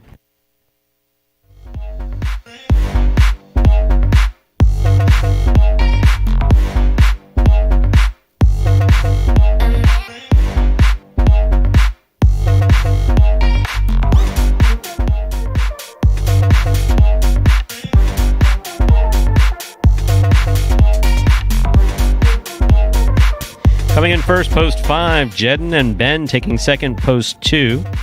Juice and Kubala coming in third, post 3. Fred and Ikeda. 5, 2, 3 is the official order of finish for game number 5. The $2 quinella, so that's first and second in any order, 2, 5, 5, 2, $51. Trifecta, 5, 2, 3, 282.20. Consolation in the win. Don't throw away those 5 tickets. For those of you who have tickets, no one had 5 to win, so 2 to win, returning $3.20. Once again, post 2 returns $3.20 on the win. Up next, ladies and gentlemen, Game 6, a spectacular 7 singles match. Play to 7 points. Points double after the first round of play. There's a scratch. Game 6, post 4. Scratch Ron. Replace Ron with Jedden. It's a reminder that Ron has been scratched in all his scheduled appearances today. Once again, Ron has been scratched in all his scheduled appearances today. That affects Game 6, post 4. Scratch Ron and replace Ron with Jedden. Post time for Game 6. Now just 6 minutes away. Good luck. What I'm hoping to accomplish in the 2020 season is to come in top 3 again, both in singles and in doubles. My game plan going into 2020 season is to be as meticulous as possible. I have to find a way to find little subtle things about each and every person on the roster that I can exploit to my advantage. And I can say that because they have to do the same thing. I feel like I got the ability to do it. I've definitely put in the work. Unfortunately, that doesn't always mean success, but that's what I'm going to strive for. So that is the goal, and I think that's everybody's goal because everybody wants to, get in the bonus money. And it is kind of like something to hang your hat on, to be able to say that, hey, I was able to be, a top 3 in singles or a top 3 in doubles. So that's definitely something that I strive for.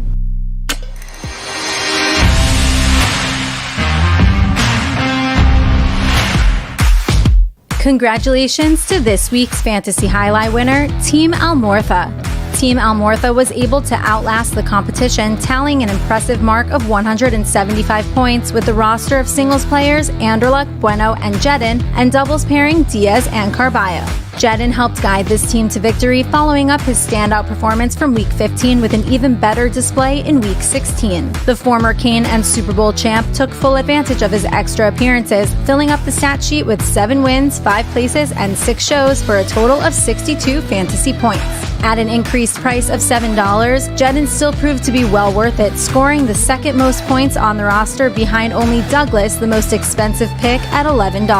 Having not splurged on either of the big guns, Big Al still had enough of his budget remaining to pick up another slightly pricey but highly valued player, Bueno. Number 22 responded with his best fantasy performance since Week 12, adding 7 victories of his own and a total output of 60 fantasy points. Bueno was worth every penny at his $8 price tag, finishing as the 4th highest scorer behind the previously mentioned Douglas at $11 and Ron at $9. With just $6 remaining, Big Al decided to spend 5 more on his final singles player, Anderluck. The decision ultimately proved to be the difference maker as number 1 brought his unparalleled intensity to the court in Week 16, ending with 4 wins, 7 places, and 5 shows for a 51-point fantasy output. As a $5 choice, Anderluck outscored 4 of the higher-priced players, including Ikeda, who was priced at $8, Carballo at $7, and Ben and Tennessee at $6. And with just $1 left, Big Al chose the doubles pairing of Carballo and Diaz to round out the lineup. The duo didn't quite perform to a level of amazement, but their 2 fantasy points were still enough to put Team Almortha over the top. With this victory, Big Al has now joined Team PCast as the only entries with multiple fantasy victories, putting both in contention for the special bonus prize at the end of the season. Big Al will receive a Magic City Jai-Alai t-shirt as well as the first ever full $150 cash prize for his win in Week 16. It's important to note that cash prizes will remain unlocked for the duration of the season as long as there are 150 or more active teams in the league. And it doesn't end there. If the league reaches 200 members, the weekly prize money will increase yet again to $200. It's as easy as 1, 2, 3. Just sign up for free at fantasyjai-alai.com, pick your players, and watch your progress on the Jai-Alai channel. The more people who play, the more money to be won, so help us spread the word. And remember, every week is a brand new chance to update your team and win. You can find more details regarding the Fantasy League on the Instagram page at Jai-Alai Channel or at fantasyjai-alai.com. And folks, you got a couple videos there. You saw Ben, and you got that Fantasy Jai-Alai review from last week. Most importantly, congratulations to Big Al's second win there, joining PCast as the only guys with multiple weekly wins this season there, putting them squarely in the driver's seat for that overall prize at the end of the season, which still a surprise there, but can confidently say it is something that you would definitely like to get. Very cool prizes we got coming your way. And again, if you'd like to play Fantasy Jai-Alai, completely free to sign up, fantasyjai-alai.com. There's a new contest every week. You select a lineup of 4 players, 3 singles, and 1 doubles team, total of 4 players. You earn points throughout the week. And then the person with the most points at the end gets a prize. For the month of August, you get a Magic City Jai-Alai t-shirt. Plus, we have a cash prize, $150. Went to Big Al last week, the first $150 cash prize we've had. That will remain in effect so long as we have 150 players here again this week. And once we reach 200, as Magic City graciously said, they would up it to $200 when we get to that point. And now we have just under a minute till we get into Game 6. We'll give you a final reminder there of the scratch for Game 6. Post 4, you're going to scratch Ron, replace him with Jed in Game 6. Post 4, you're going to scratch Ron and replace him with Jed. You're so good at what you do. You work that scratch in there right at the tail end, just beautiful. I saw you going right for the mic, and I was like, you know what? He's save your breath a little bit. You've been saying a lot already, today. already you're reading me cold. Wow. Okay. All right. We've been working together a while. We'll begin Game 6. Cold reading is very important, by the way. Lost start. Game 6 is a spectacular 7 singles match. Played to 7 points. Points double after the first round of play. Serving in the red shirt at post 1 is Ikeda. Receiving in the blue at post 2 is Bareilles.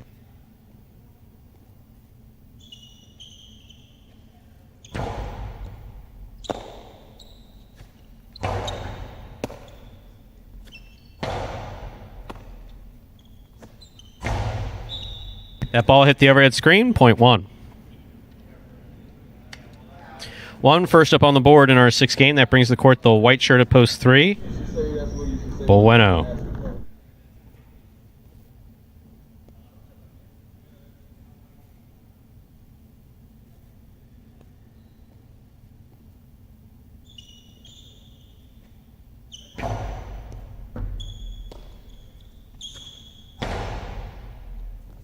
Rebote from the forehand of Ikeda. He keeps the ball in play. Bueno stepping in at the 9 line on the backhand.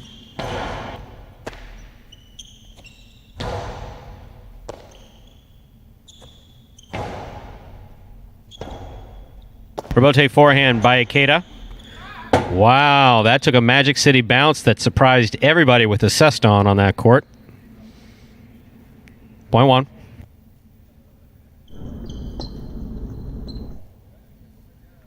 Green shirt, post 4 receives. Substituting for the scratched run is Jedin.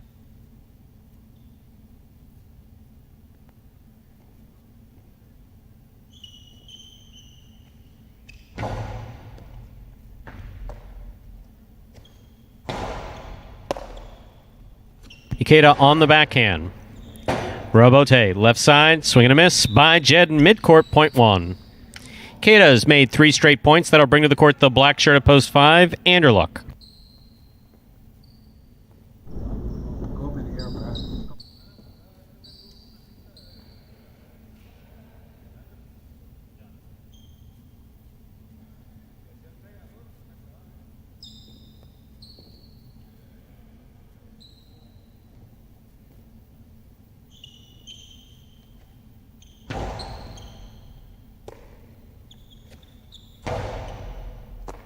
Catch by Ikeda. There's the backhand. Rebote forehand by Anderluck. Soft touch off the Rebote. Ikeda got up there. Gets his cest on it. Anderluck for the Rebote. From the left side. Touch the side wall. Ikeda takes it in the air. Sends it back. Anderluck. Left side Rebote. Missed. Point 1. Ikeda's made 4 straight points. He serves to the yellow shirt of post 6. In this matchup, we have Ikeda serving to Ben.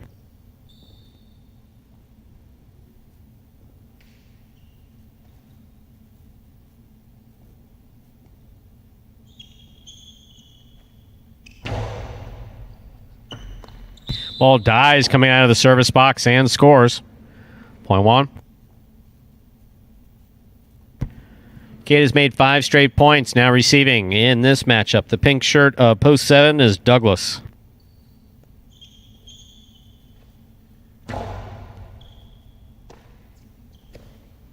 Powerful backhand by Douglas, taken in the air by Ikeda. Ikeda's backhand, he's looking to pass it, but threw it into the overhead screen. Point 7. Here now to complete the first round and receive, wearing the purple shirt of post 8 is Kubala.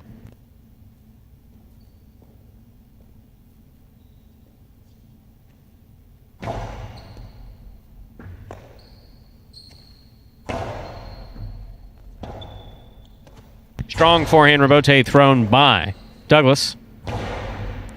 Scoop tipped away, point 8.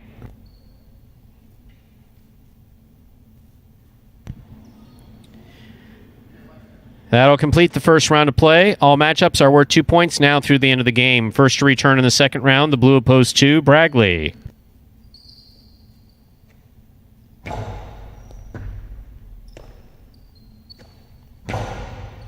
Catch by Kubala. Kubala goes deep.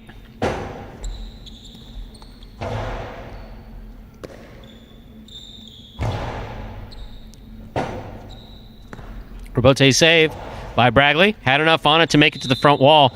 2 bounces ruled before that scoop was made by Kubala. Good effort. Point goes to the 2. Here's post 3 in the white shirt. Bueno.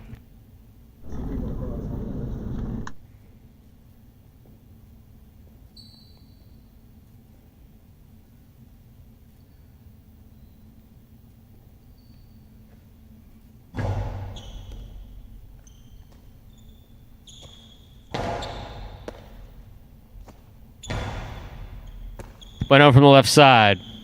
Goes deep. Rebote forehand. Turned into a forehand Cam Rebote de Hada. 3 shots in 1. That's interesting. Point 2. Promise you won't see that anywhere else. Here's a green shirt of post 4, Jedden.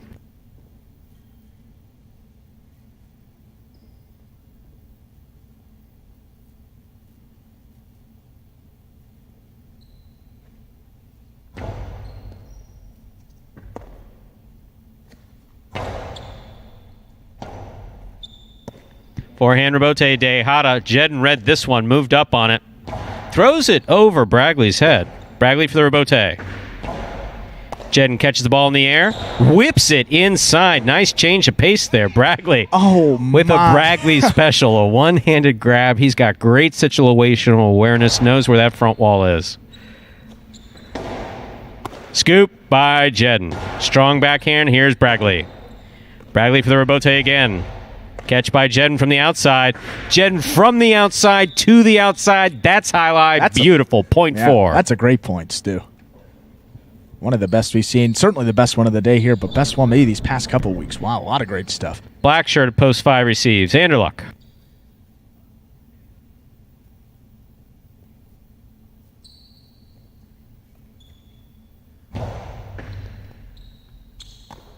Anderluck from the forehand.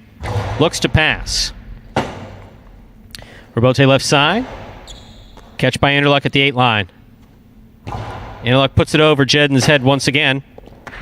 Jedden missed the Rebote, point 5. Receiving post 6, the yellow shirt, Ben.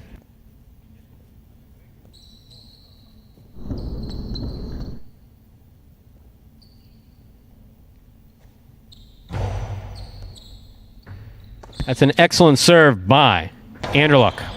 Scoop by Anderluck on the forehand. Looks to pass from the forehand, and he does. Rebote left side by Ben. Catch by Anderluck. Ben from the forehand. Anderluck, Bote Corredo on the forehand. Ball tipped, point 5. Anderluck has 4 points. Returning with possible game point is the red shirt of post 1, Ikeda.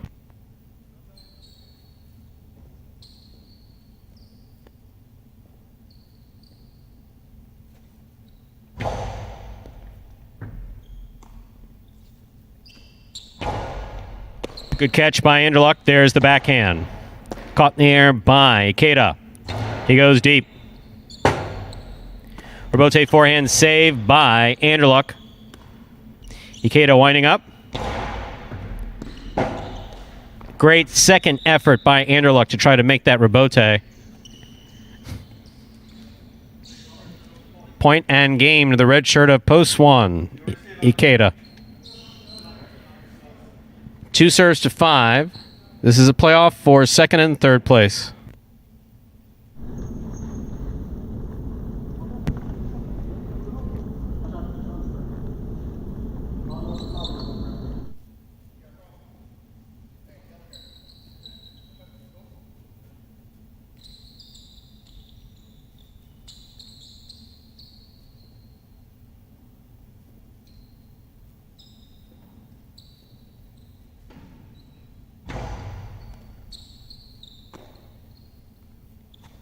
Outside placement by Anderluck, stopped by Bragley.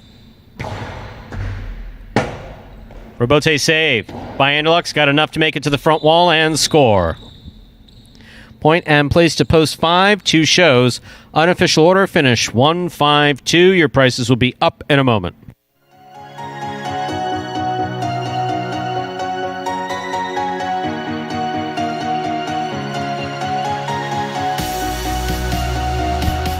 Results from Game 6 are official as posted. Coming in first, post 1, Ikeda. Taking second, post 5, Anderlecht. Coming in third, post 2, Bragley. 1-5-2 is the official order finish for Game 6. Now, why did I get so excited about what Jedden did there? Both of us. Well, because you're actually, again, we talk about how you watch the development of the program, you watch the development of the players. Now, that's something that you would see in traditional highlight. You pick it up on the left side, you see where your opponent is, you throw the 2-all from the outside. A difficult shot for anybody. Traditional highlight here, any place. And yeah, he was a little jerky in the motion, but that's learning. Yeah. That's him learning how to do it. That's what you saw. So someone from the outside said, oh, well, look, his form was... No. That's learning. What you saw is him learning and executing. More importantly, knowing when to do it. And that's what made that 2-all costado thrown by Jedden so special. And there are your prices from Game 6. 1-5-2 is the official order of finish. The $2 quinella, 1-5. That's 1-5 or 5-1, $32.40.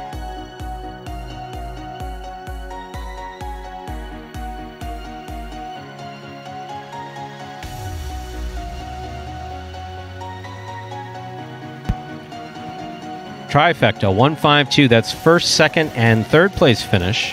$223.80. And the pick 3, 3-5-1. 2 of 3 numbers, returning $50.40.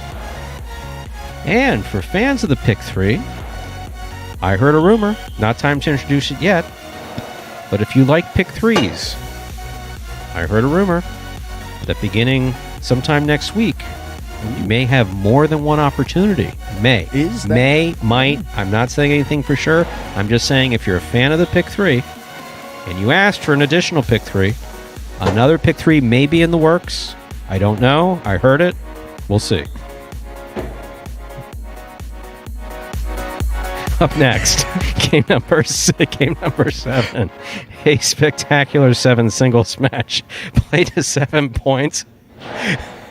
Points will double after the first round of play. Game 7 closes out the high 5. There's a scratch. Game 7, post 8. Scratch Ron, replace Ron with Bragley.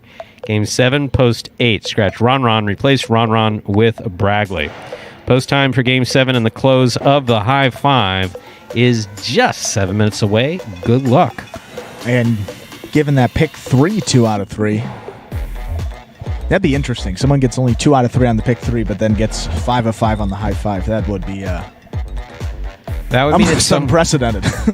Yeah, that would mean that someone would be paying, obviously, close attention to the changes that we made in the 5th game. You never know. The moment of truth it's going to figure. There we go. A lot of 3 out of 5s on the board. 1 4 out of 5, though. Hey, good for you. But looks like that high 5 will carry over, obviously. Will definitely carry over. There was about $650 carried over from last Sunday's performance, so you're going to add a couple hundred more to that, so should be right around $1,000 of that carryover, a little over $1,000, so you add whatever is bet into it. The 4 p.m. performance, and I think we could be up over that $2,000 in that 4 p.m. performance, but obviously depends if we get the typical amount bet. We've just a little bit under that here in the matinee, but we've usually been about $1,300 to $2,000, somewhere in that range for the past few weeks. So if we get that, it will be over the $2,000 in that afternoon performance. Post time for game number 7 is now just 4 minutes away. There's 4 minutes till we begin Game 7. There is a scratch. Game 7, post 8. Scratch Ron, replace Ron with Bragley. Game 7, post 8. Scratch Ron, replace Ron with Bragley. And one thing we didn't get a chance to talk about there in Game 5 was that doubles team of Jedden and Ben. Jedden's been playing pretty well here these past few weeks, but that's a team that we talked about when we started back up with doubles, saying that team on paper looks like they should be, winning at a much higher rate than they were. Taking a look at the double standings, I think they didn't have a win last week, I know for sure, and didn't have any wins before that. So winless in the first 2 weeks that they've been paired together. Granted, that's only been 14 games, but starting off week number 3 just right there, 1 win, and it looked like pretty dominant fashion as well. The best game that they've played here by far. Communication was absolutely key there. It's knowing what for us, and of course, this sounds like it would apply to all of highlight, and of course it does.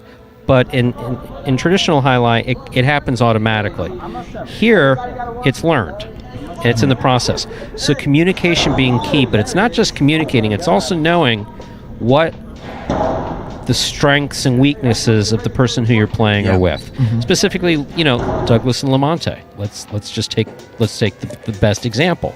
So Douglas is going to go for most of the balls. The ones that go over his head, Lamonte needs to get set up to take that rebote. As opposed to what we saw maybe in year 2 with Douglas, was Douglas going for some really whacked out rebotes. Yeah. I mean, he did a... breaking his back. What was it the one time? He did the ball came straight to the back wall, hit the floor at the 11 line, and he did a quick bounce rebote. Yeah, I mean, it was unbelievable. He did this psychotic thing that literally I'd never seen thrown before. Never seen in your years of highlight. No, that I'd never seen. Actually, before that, I had seen someone that was going to throw a home run. It had to be at Miami. Well, so Miami's overhead screen is kind of low, so it could have been Fort Pierce. I don't know where it was. But the ball was thrown particularly hard, so it went from the front wall to the back wall. As it was coming back down to the floor, the opposing floor took it before it hit the ground. Took it in the air? Took it in the air off the back wall, threw a long 2-wall rebote that scored just perfect. But I had never seen anyone do quick bounce. We need the video. Theoretically, that's easier than what Douglas did. What Douglas did last year, that quick bounce to have it go from the front wall hard to the back wall, hit the floor, and have him, in essence, bote corrido or scoop it. The timing has to be almost... it has to be immaculate in order for you to even get assessed on But that's it. not something that you can train someone for. That's not something you can practice for. That's in essence, a trick shot, the stuff that I tend to frown on. Now, of course, if you win with it, I'm not going to say anything. Right. But why you don't want to practice that. You don't want to practice the crazy stuff, because the chances of you making that with any consistency, there's a reason why we're talking about it a year later. It happened once. It happened one time. Yeah, it happened one time. So, no, we're not going to train for the one-time event that's going to happen. But communication is absolutely key. And Ben, getting back to what you had brought up, Ben and Jedden in that doubles game, their communication was right on, both playing to each other's strengths. Tenard is developing one of the best rebotes that we have here. Yep. Ben taking balls, bote corrido on, sorry for the translation for the highlight enthusiasts, but on the quick bounce. So on the running bounce, where the ball comes up and he catches it as it's coming up as opposed to in the air, is becoming one of Ben's strengths. Yeah, both of those guys, we said, Jedden been playing great past couple of weeks. Ben certainly starting to come into his own here. Let's begin. Game time. He's the first one by the glass to let us know that we're ready to begin this 7th game. Thank you, Ben. Time to begin our 7th game. It's a spectacular 7 singles match. Play to 7 points. Points will double after the first round of play. Serving in the red shirt of post 1, we have Ben. Our first matchup has Ben serving to the blue of post 2, Bueno.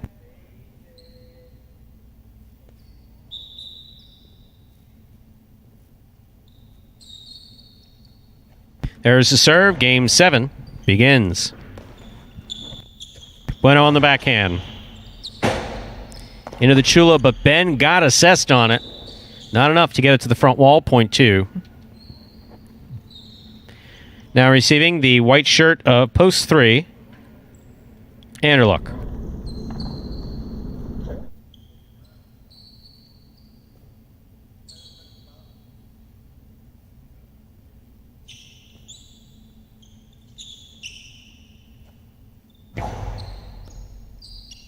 Excellent catch by Anderluck on the left side. Nice backhand. Here's Bueno from the forehand. Rebote left side by Anderluck. Bueno moving up on it. Throws the carom. That scores point 2.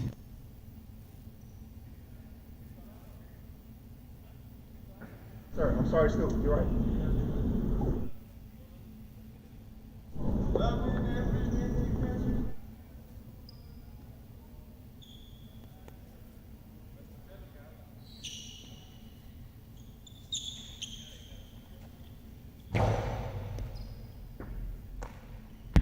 There's the backhand by Ikeda. Rebote forehand, swing and a miss, midcourt, point 4. Now receiving the black shirt of post 5, here's Douglas.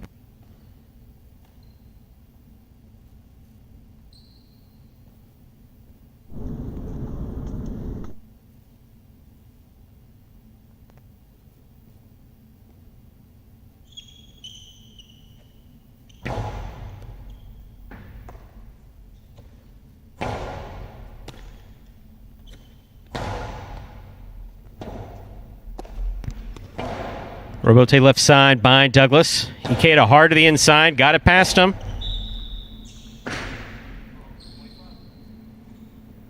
Point 4.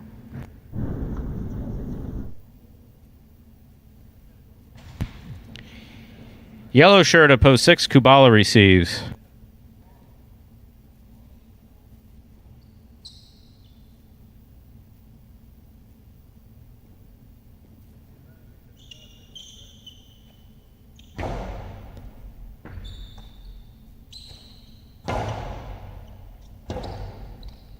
Robote forehand by Ikeda. Thrown nicely. Kubala's there. Low and hard to the inside. Ikeda from the left side. Goes deep. Robote comes out. Forehand Robote. Missed. Point 4.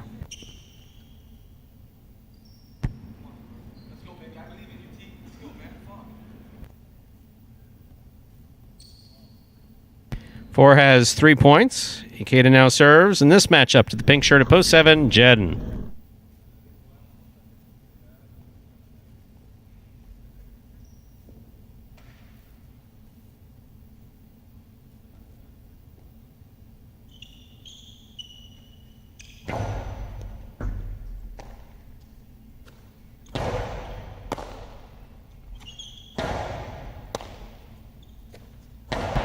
Big backhand by Jedden.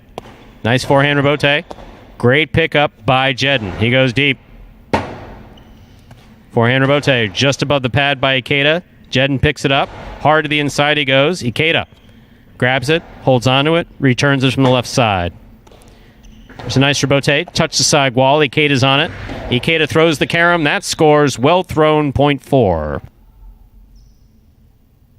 4 on the board with 4 points. Here now to complete the first round and receive, wearing the purple shirt at post 8, substituting for Ron, is Bragley.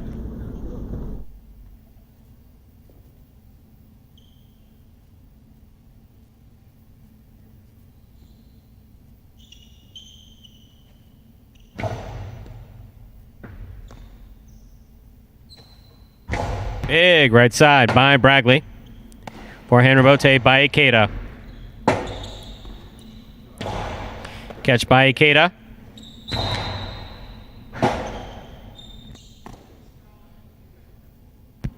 Juggling. Point 8.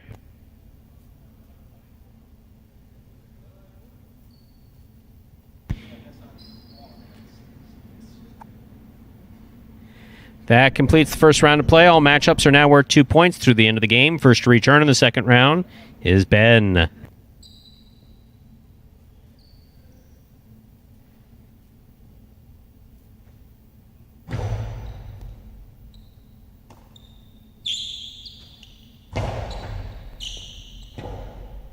Robote left side. Got away from him. Point 1.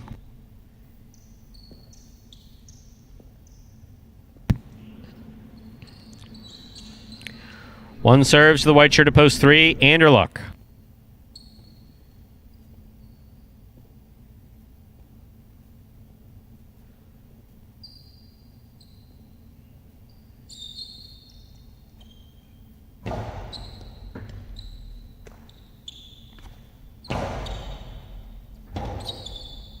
Robote forehand by Ben, just above the pad. Anderluck gets up there. Going for the outside placement. Missed. Point 1. Play continues. One on the board with 4 points, serving to the returning 2 post. This matchup has Ben serving to Bueno.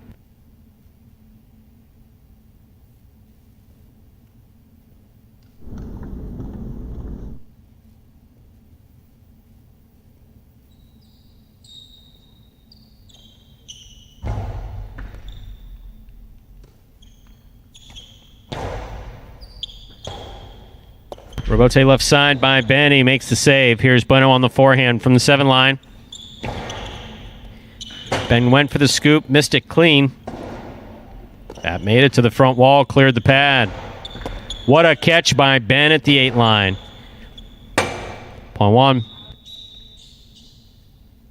Possible game point for the red shirt at post 1, Ben. Trying to stop him, the black shirt at post 5, Douglas.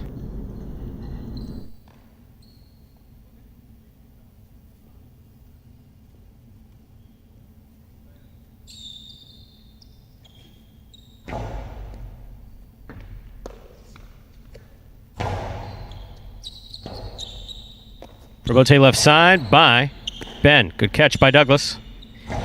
Picada by Douglas. Big bounce. Worked. 0.5.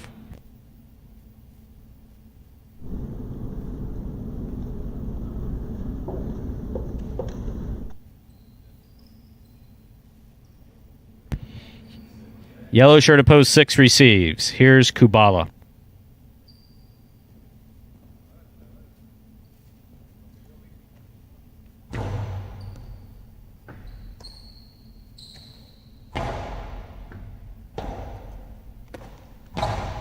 It's a beautiful forehand rebote by Douglas. Costado 2-all scores off the rebote. Beautifully thrown by Kubala. Excellent shot. 0.6. 6 serves to post 7, Jedin.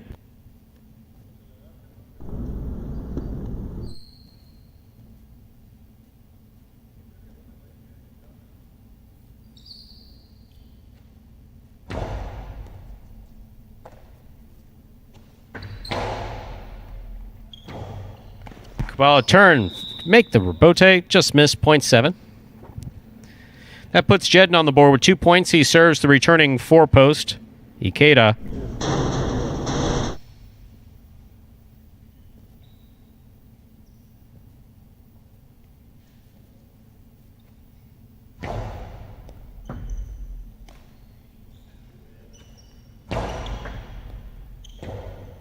Rebote left side by Jedin. Catch on the forehand of Ikeda. 0.4.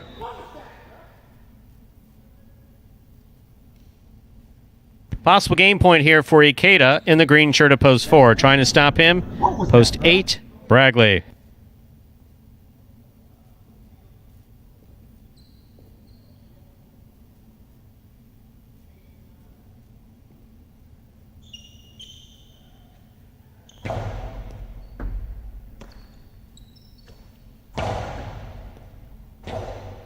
Rebote forehand save by Ikeda. Nice big bounce brought down by Bragley.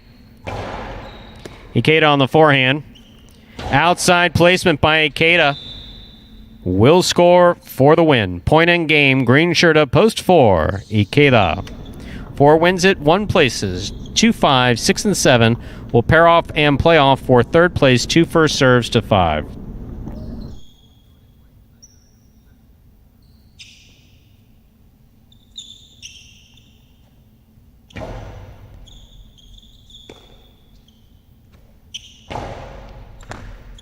Point 5. 6 now serves to 7. The winner of this point meets 5 in the continuing playoff for 3rd place.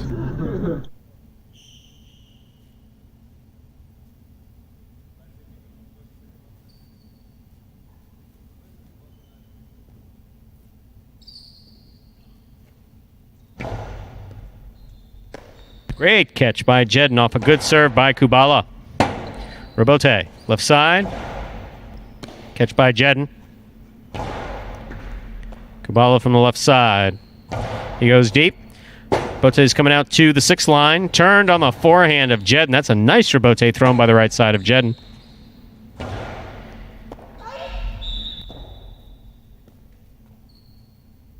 Five now serves to 6. This is a playoff for 3rd place.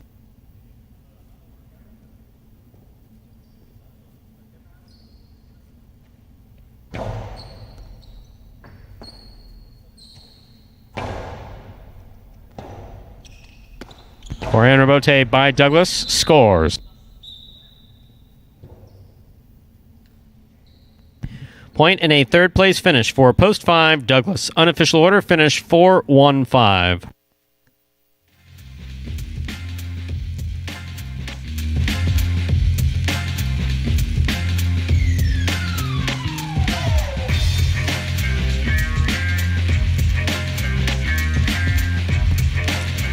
It's official. Coming in first, post 4, Ikeda.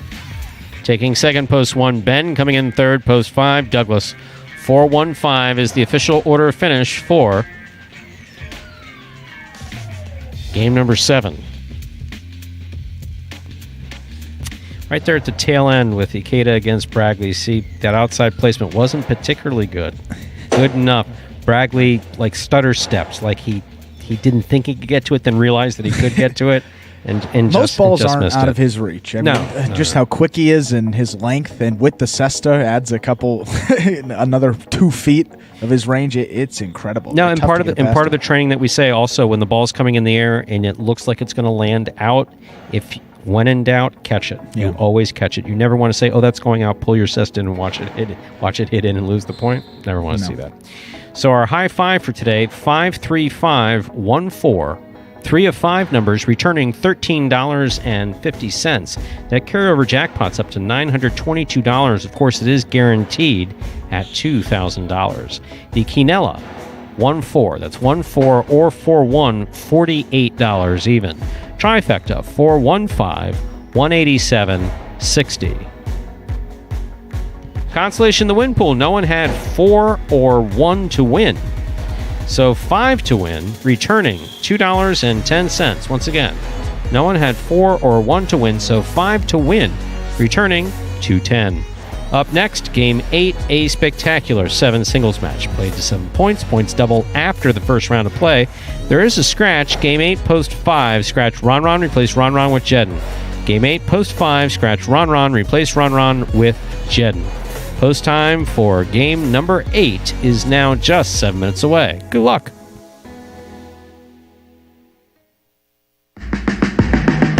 Remind me of Hustle City, man. Everybody got more than one gig. One stop, boy, $20. I'm not your neighborhood Uber driver. I do luxury. And then I have another job. I play highlight. I have this crazy idea. Do you think we could send something out to all the ex-athletes for the last 20 years and say, we're looking to hire and train highlight players? When I first got the email, I thought it was pranking me. I need some clarity on this. I went on YouTube and I Googled highlight. I was like, Jai-Alai. They paying us, man, and we can win big money. Let me see what this is all about. That's what you gotta do. Get some money. The players taking the court are all athletes you may recognize. Baseball, football, track and field. Having the work, played Division I sport, and then I had a child on the way, so I dropped out. The crack era was tough. Sports in general was a way out of our environment. It's really game time now, man. Blood, sweat, and tears. We got the streets on fire. This is gonna be the first time that my kids will be able to sit in the audience and root for their father. Who wants it more? This is a sacrifice I think is going to pay off in the end. This is a dream for me. I gotta win. Can't get drama better than this. Highlight became the new hustle. Let's get ready to play highlight! And folks, there was a trailer for the award-winning documentary Magic City Hustle, about the start of the highlight program here at Magic City just a few years ago. If you'd like to watch that for yourself, head on over to MagicCityCasino.com. Under the Highlight tab, the first button you can click there, it says Magic City Hustle. You click on that, it'll take you directly to the website, or you can type in MagicCityHustle.com directly into your browser. Either way you do it, it'll take you to the same main page where you can make a purchase of that film there for $5, and of course enjoy it from there as many times as you like. We're now 3 minutes away from the start of Game 8. We've announced that scratch one time. We'll give it to you again here. Game 8, post 5. You're going to scratch Ron. Replace him with Jedden. Game 8, post 5. You're going to scratch Ron and replace him with Jedden. Now we have about just under 3 minutes till that 8th game. And you see those will pays for the Mighty Ocho.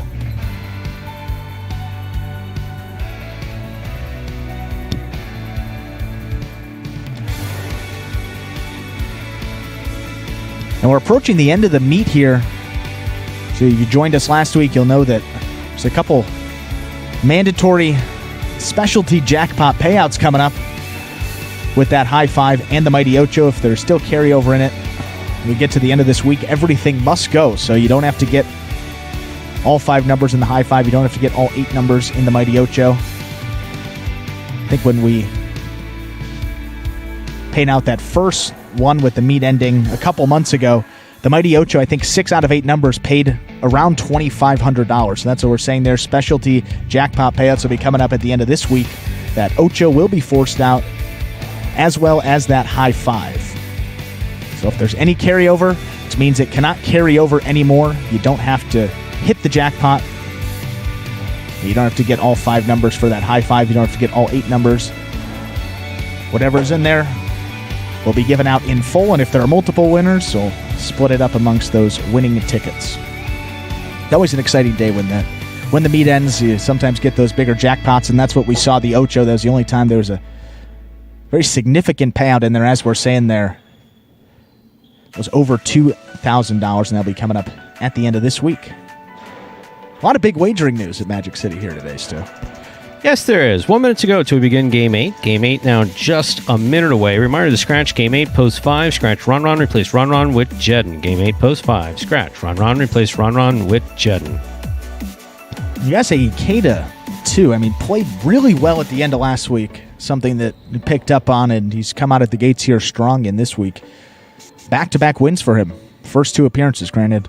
He had post 1 there in Game 6, advantageous, and playing out of post 4 in Game 2, but it's looked pretty good in Douglas. 1 third-place finish here, only his first 2 games of the week, so long way to go for him, but Ikeda, the one in the win column early. See if we can get a new one here in Game 8.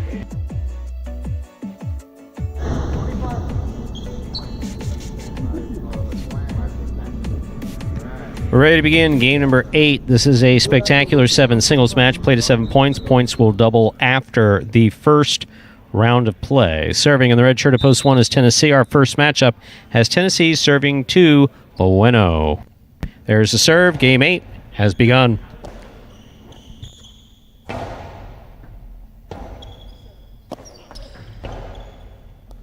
Bueno makes the catch at the 9 line. Outside placement. Tennessee got to it, reels it in, returns it from the forehand, trying to make a better 2-all. It's good enough to score, though. Well thrown by Tennessee. Good effort, point 1. Tennessee first up on the board in our 8th game. That'll bring to the court the white shirt at post 3. This matchup has Tennessee serving to Douglas.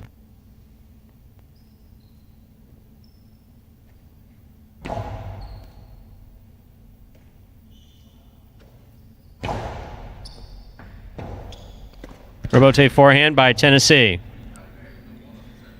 Douglas from the outside. Karam. Tennessee, that's assault.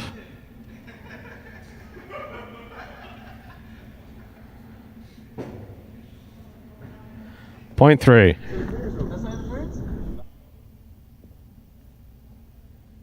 Green shirt at post 4 receives. Here's Kubala.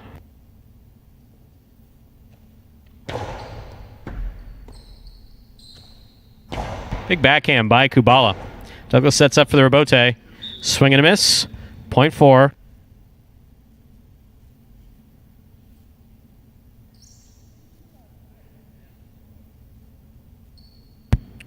Black shirt at post 5. Substituting for Ron Ron is Jedden.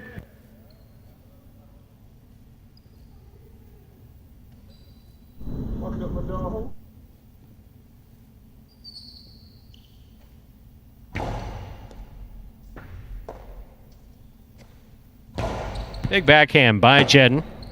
Robote left side to the inside. Catch by Jedden.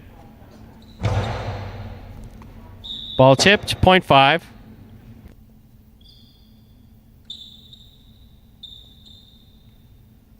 That'll bring to the court the yellow shirt of post 6, Ben.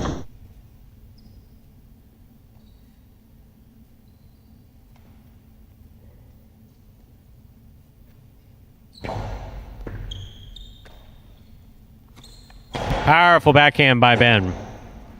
Robote left side by Jedden. Catch by Ben to the outside.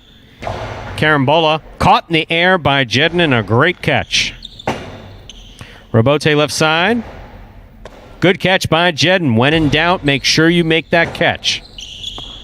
Well played by Jedden and Ben, point 5. Now receiving, pink shirt at post 7, Ikeda.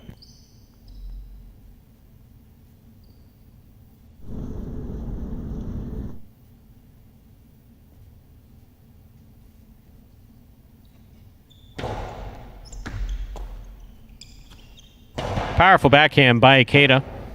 Robote left side, hard to the inside. Ikeda's there. Ikeda back to the inside. Jedin's there.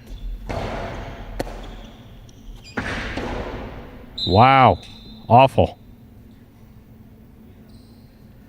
Not the basket, kid. 0.5.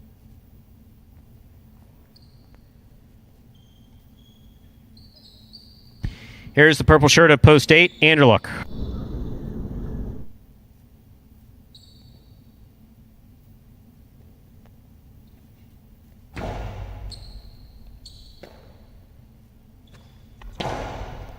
Jedin with a fine catch to the inside. He goes deep. Anderluck sets up for the Robote. Strong forehand Robote thrown by Anderluck. 0.8. 8 gets the last point of the first round. All points are double now through the end of the game. It's all matchups. That's that 30 years of saying points. Here's the blue shirt at post 2, Bueno.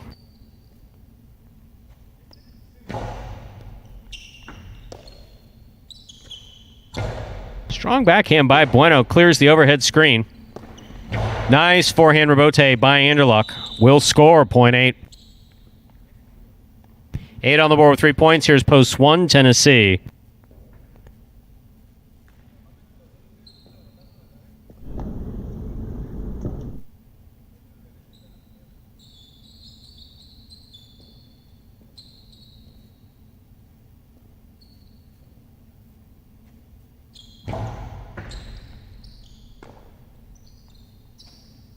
Strong forehand throw by Tennessee.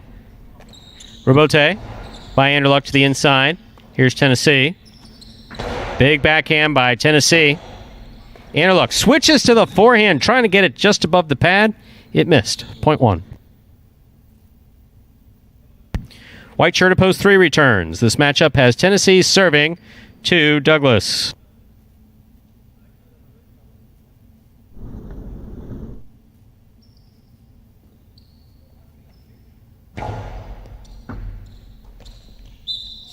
That ball cut right back to the inside and scores 0.1. Possible game point here for the red shirt at post 1. Tennessee trying to stop him is Kubala.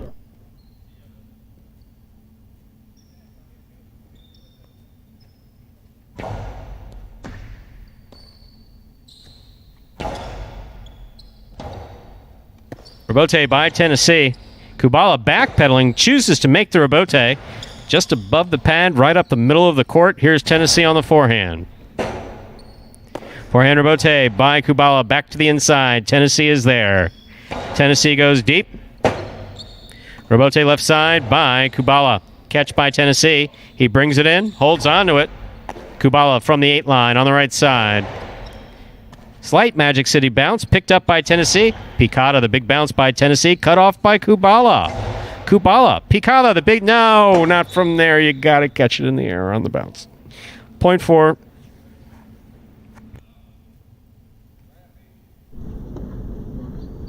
Yellow shirt at post 6. Here's Ben.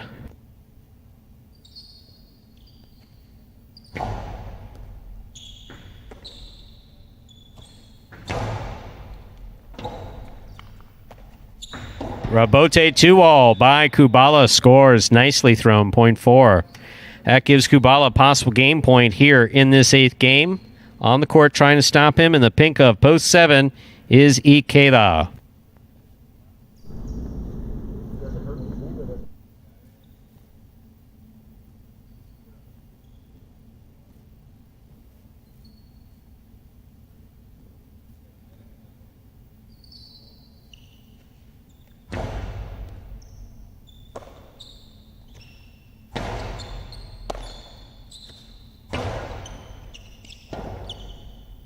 Robote forehand. Saved by Ikeda. Interference. The point will be replayed.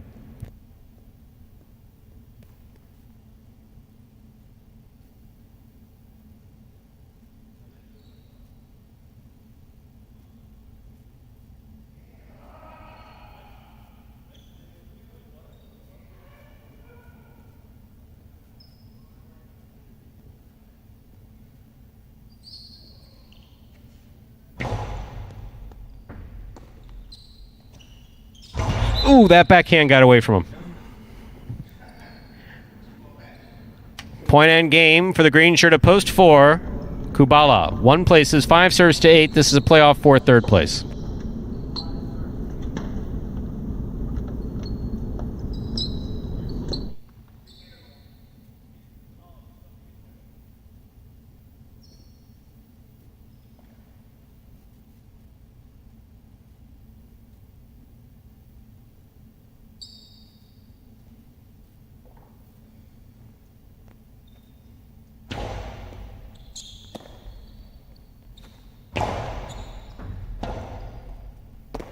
Nice forehand rebote by Jed, and great catch by Anderluck. Anderluck cocks, fires, and scores. Point and a 3rd place finish to post 8. Anderluck, unofficial order finish, 4-1-8.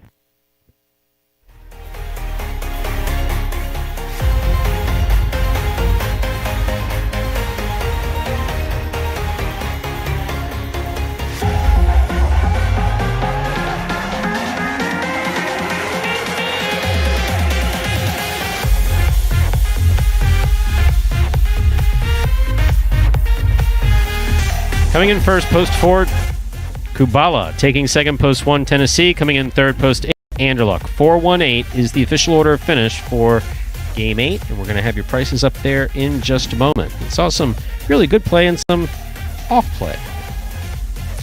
It's good to see Tennessee competing in these later games. He just made one mistake. Error. I mean, sorry that I drew so much attention to it, but I mean, he did. Now, when the picata is coming like that and it's coming that far back, you got to know how much room you have behind you. And when it's coming at that speed, it's not going to come off the back wall with anything that's going to give you any play on a rebote. You got to catch it in the air or on the bounce. That's one of those where you really have to go for it. I think the picata is also hard to read. I feel like a lot of guys, they throw it, but maybe not throw it to the effect that they would like most of the time. So when it's executed perfectly like that, you don't really know how to read the bounce. You don't really know where to position yourself there. And Tennessee playing in the earlier games don't see the picata that much in those as well. But with reps, certainly get more comfortable dealing with that. As see those prices are up there. So Game 8 prices. 4-1-8 is the official order of finish.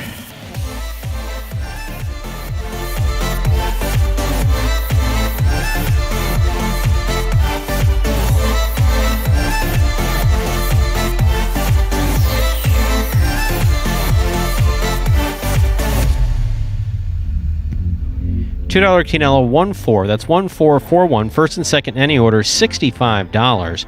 The trifecta 4-1-8. That's first, second, and third place finishing $835.80. The mighty Ocho 3 of 8 numbers returning $1.60.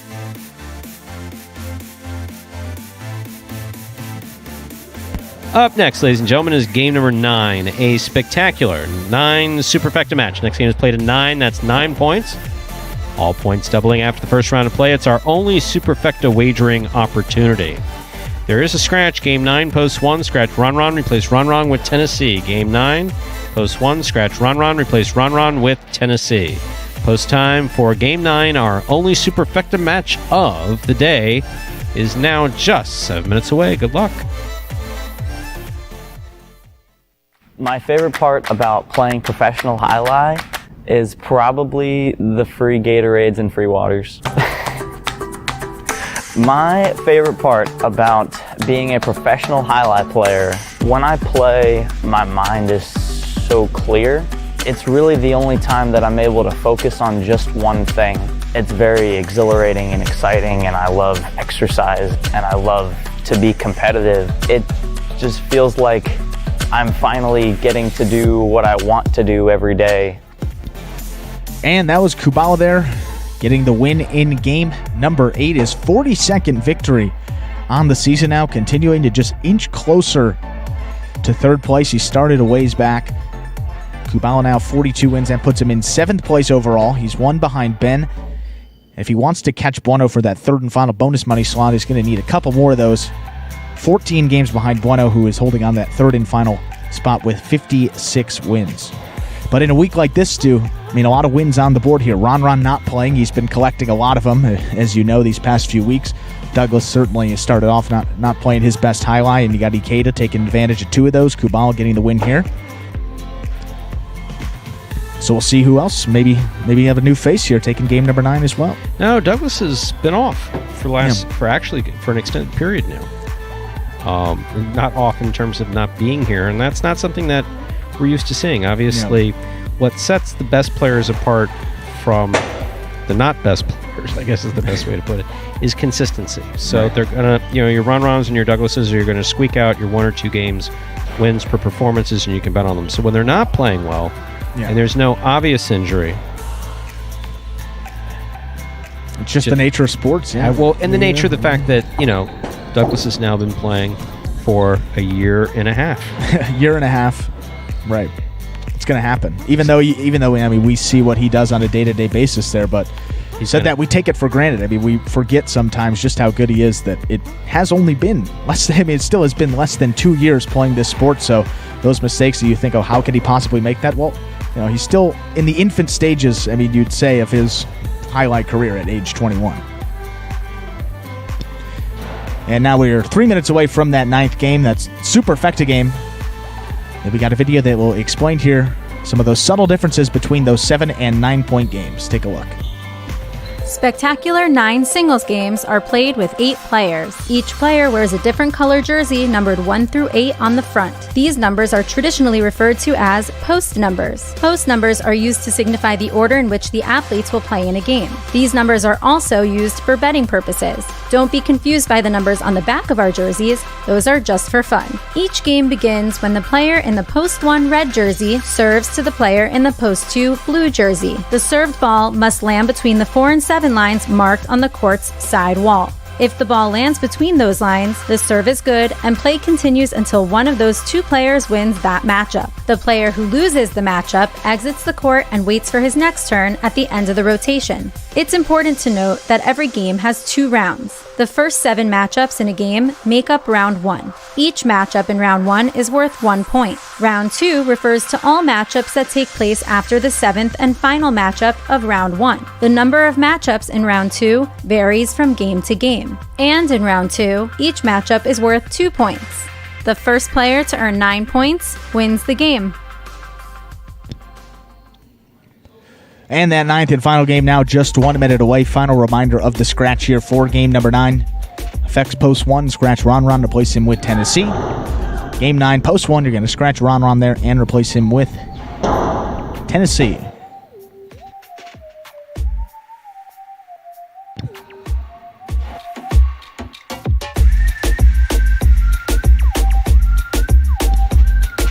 And again, for those of you playing along with Fantasy Jai-Alai, of course, we will update you. Well, we'll get those we'll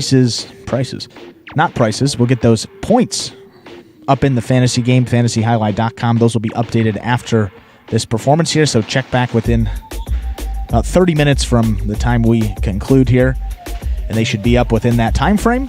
And again, this week, Magic City Jai-Alai t-shirt. Last Magic City Jai-Alai t-shirt. This is the final week in the month of August, and then we switch up the prize for September. In addition to those cash prizes we're giving out, we'll let you know if we're over 150 players, that cash prize will be 150. If we're over 200, which would be pretty steep growth there over these past couple weeks, it will be up to 200, but we will let you know at the start of that 4 p.m. performance. One more to go. Here's Stu, game number 9. This is game number 9, spectacular 9 Superfecta match. Serving Tennessee, receiving Ikeda.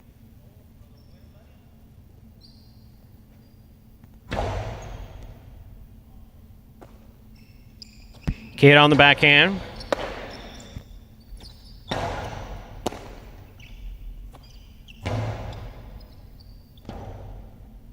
Bote forehand by Tennessee. Good pickup by Ikeda. Nice backhand by Ikeda.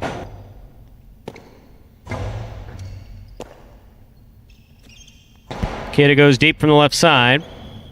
Bote forehand by Tennessee. Sidearm carom missed. Point 1. Tennessee first up on the board in our 9th game. That'll bring to the court the white shirt at post 3, Jedin.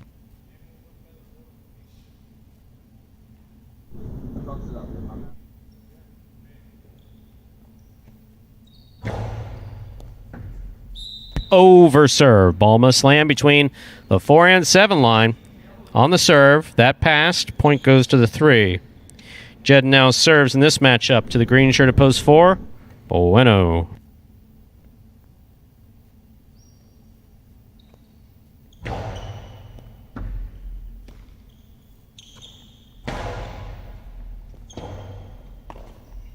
Beautiful rebote thrown by Jedden. That was nicely played to the inside.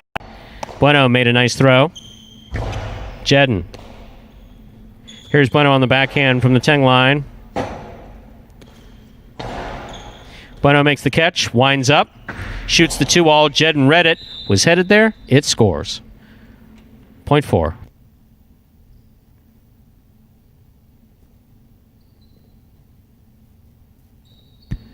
Black shirt at post 5 receives. Here's Anderluck.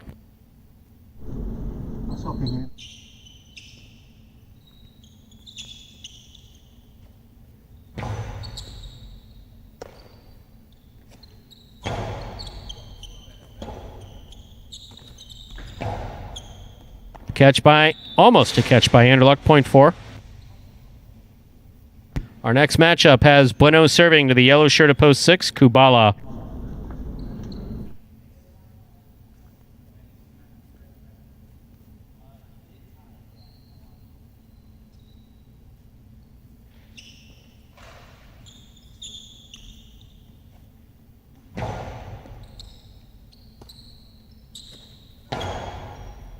Catch by Bueno. There's the backhand. Caught in the air by Kubala.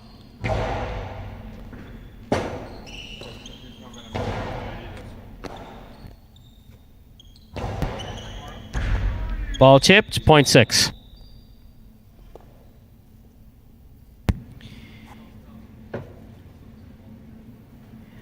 Now receiving, pink shirt at post 7, Douglas.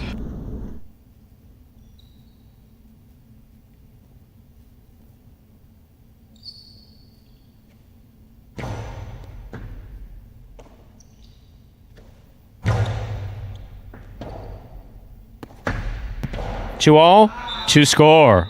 Point 6.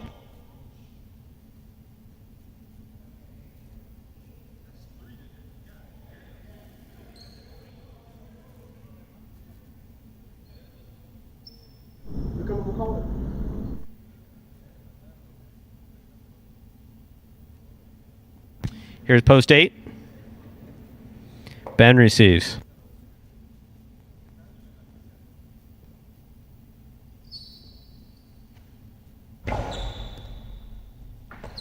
What a catch by Ben.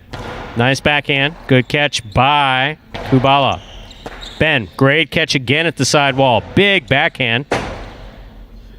Kubala pushes Ben out of the way, but then missed the rebote. Point 8.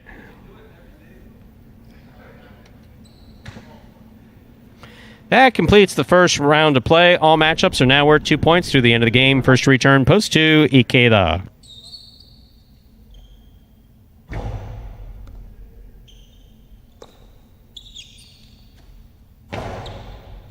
Scoop attempt missed, point 2.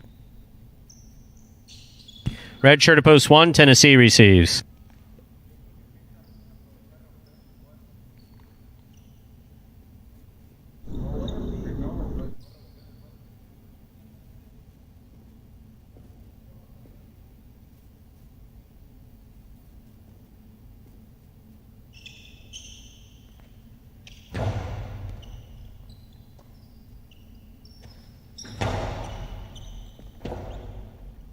Forehand rebote played nicely by Ikeda. Tennessee makes the catch. Ikeda comes back to the 12 line to make the catch. Hard forehand throw to the feet of Tennessee. Tennessee makes the save of the rebote at the side wall. Here's Ikeda. Low and hard to the inside, where it scores. Point 2.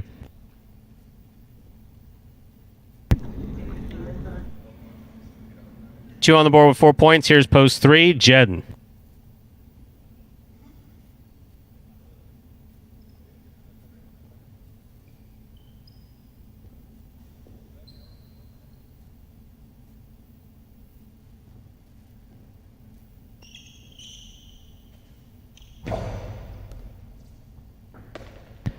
Jed makes a great catch back at the 13 line. Scoop by Ikeda. Robote forehand. It's going to stay in bounds. Ikeda grabs it on the right side and a great catch. Jedden, equally good catch on the forehand. Ikeda just missed it. That's a well-played point by Jedden and Ikeda. Point goes to the 3. 3 on the board with 3 points. Here's post 5 in the black shirt, Anderluck.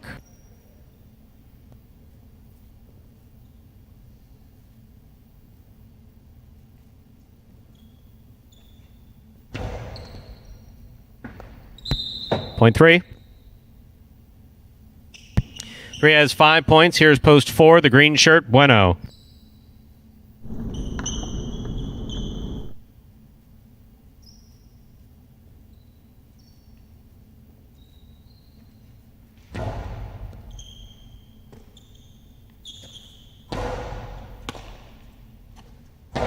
Strong backhand by Jedden. Robote left side by Bueno into the pad. Point 3. Possible game point for the white shirt at post 3, Jedden. Trying to stop him, post 7, Douglas.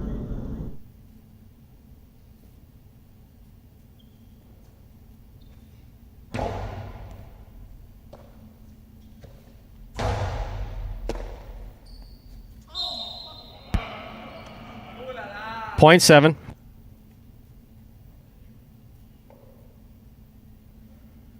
Play continues. 7 on the board with 2 points. Serving to post 6, Kubala.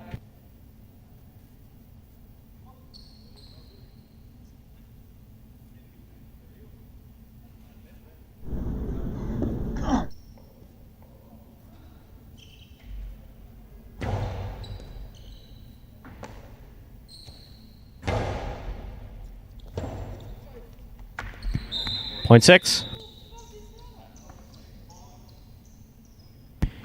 Here's post 8, the purple shirt, Ben.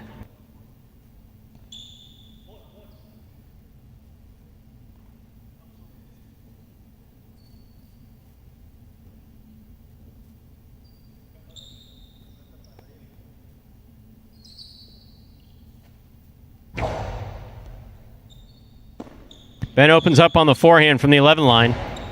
Mid-court placement tipped away by Kubala, point 8. 8 on the board with 3 points. Here's post 1, Tennessee.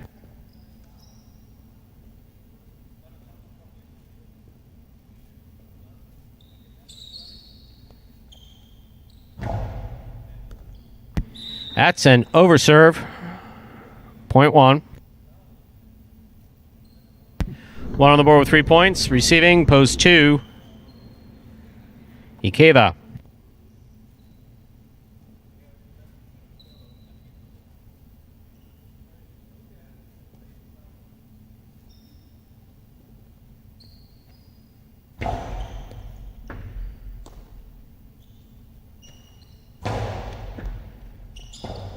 Tennessee on the Robote from the left side. Ikeda moves up, takes it on the forehand. Low and hard. Picked up on the left side by Tennessee. Forehand Robote by Ikeda. Tennessee lets another one go to the Robote. This one's kind of a wonky 2-wall. Scoop attempt miss, point 2. Ikeda has 6 points, but remember, 9 points need to win a superfecta game. Receiving post 5, Anderluck.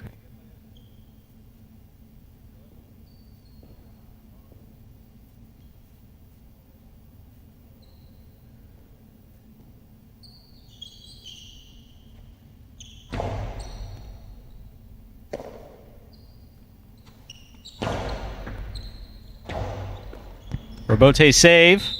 Touch the overhead screen on the way to the front wall, point 5. That puts Anderluck on the board with 2 points. Returning with 2 points is post 4, the green shirt, Bueno.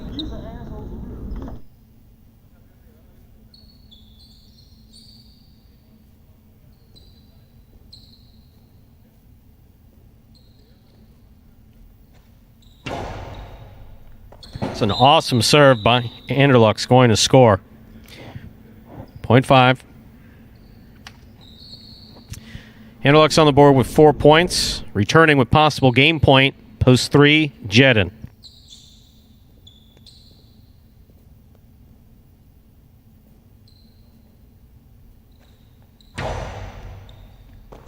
Good catch by Jedin off a good serve by Anderluck. Forehand rebote save is up, too high. Point in game, ladies and gentlemen. White shirt at post 3, Jedin. 3 wins at 2 places, 6 serves to 5. This is a playoff for 3rd and 4th place.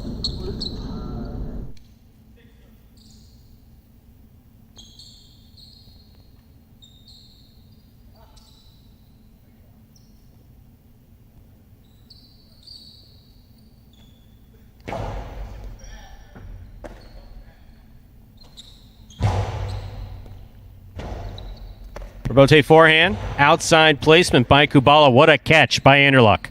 Picada by Anderluck. Kubala moves in, takes it in the air. Here's a rebote for Anderluck. Played from the forehand to pass beautifully. Nice rebote 2-all by Kubala. Scoop attempt missed. A well-played point to finish things out. Point and show to post 6. 5 takes the quad. Unofficial order finish 3-2-6-5.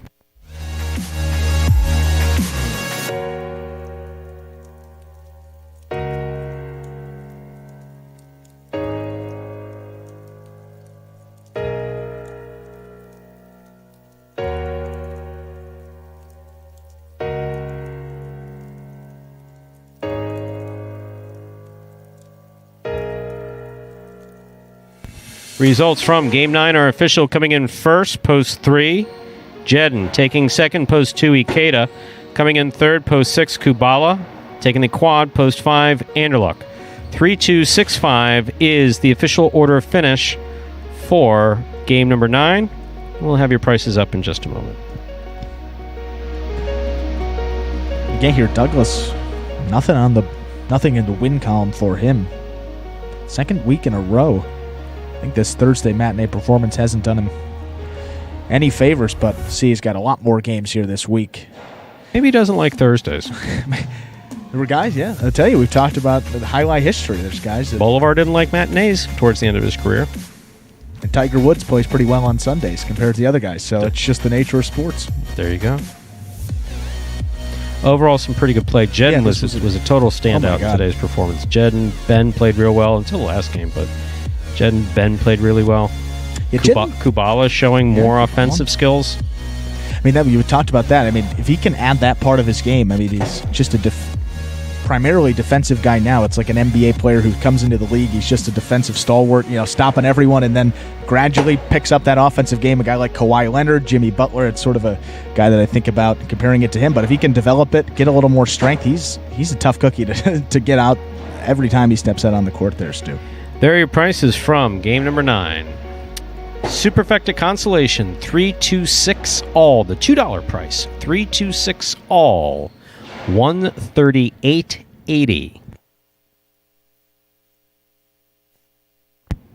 $1 Quinella, 2-3. That's 2-3 or 3-2, first and second any order, $68.20. Trifecta, 3-2-6, 503 even.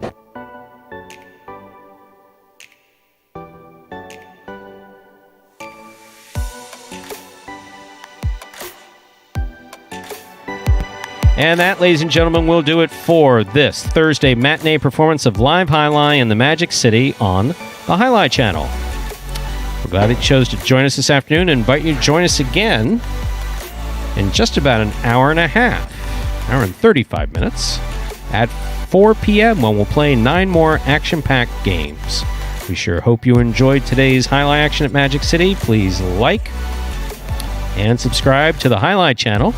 Let us know your thoughts, any comments or questions you might have in the live chat while we're actually playing. On behalf of the players, staff, and management of Magic City, we thank you for joining us today and hope you'll join us again at 4 p.m. this afternoon. Goodbye until we can see you back here at Magic City Jai-Alai.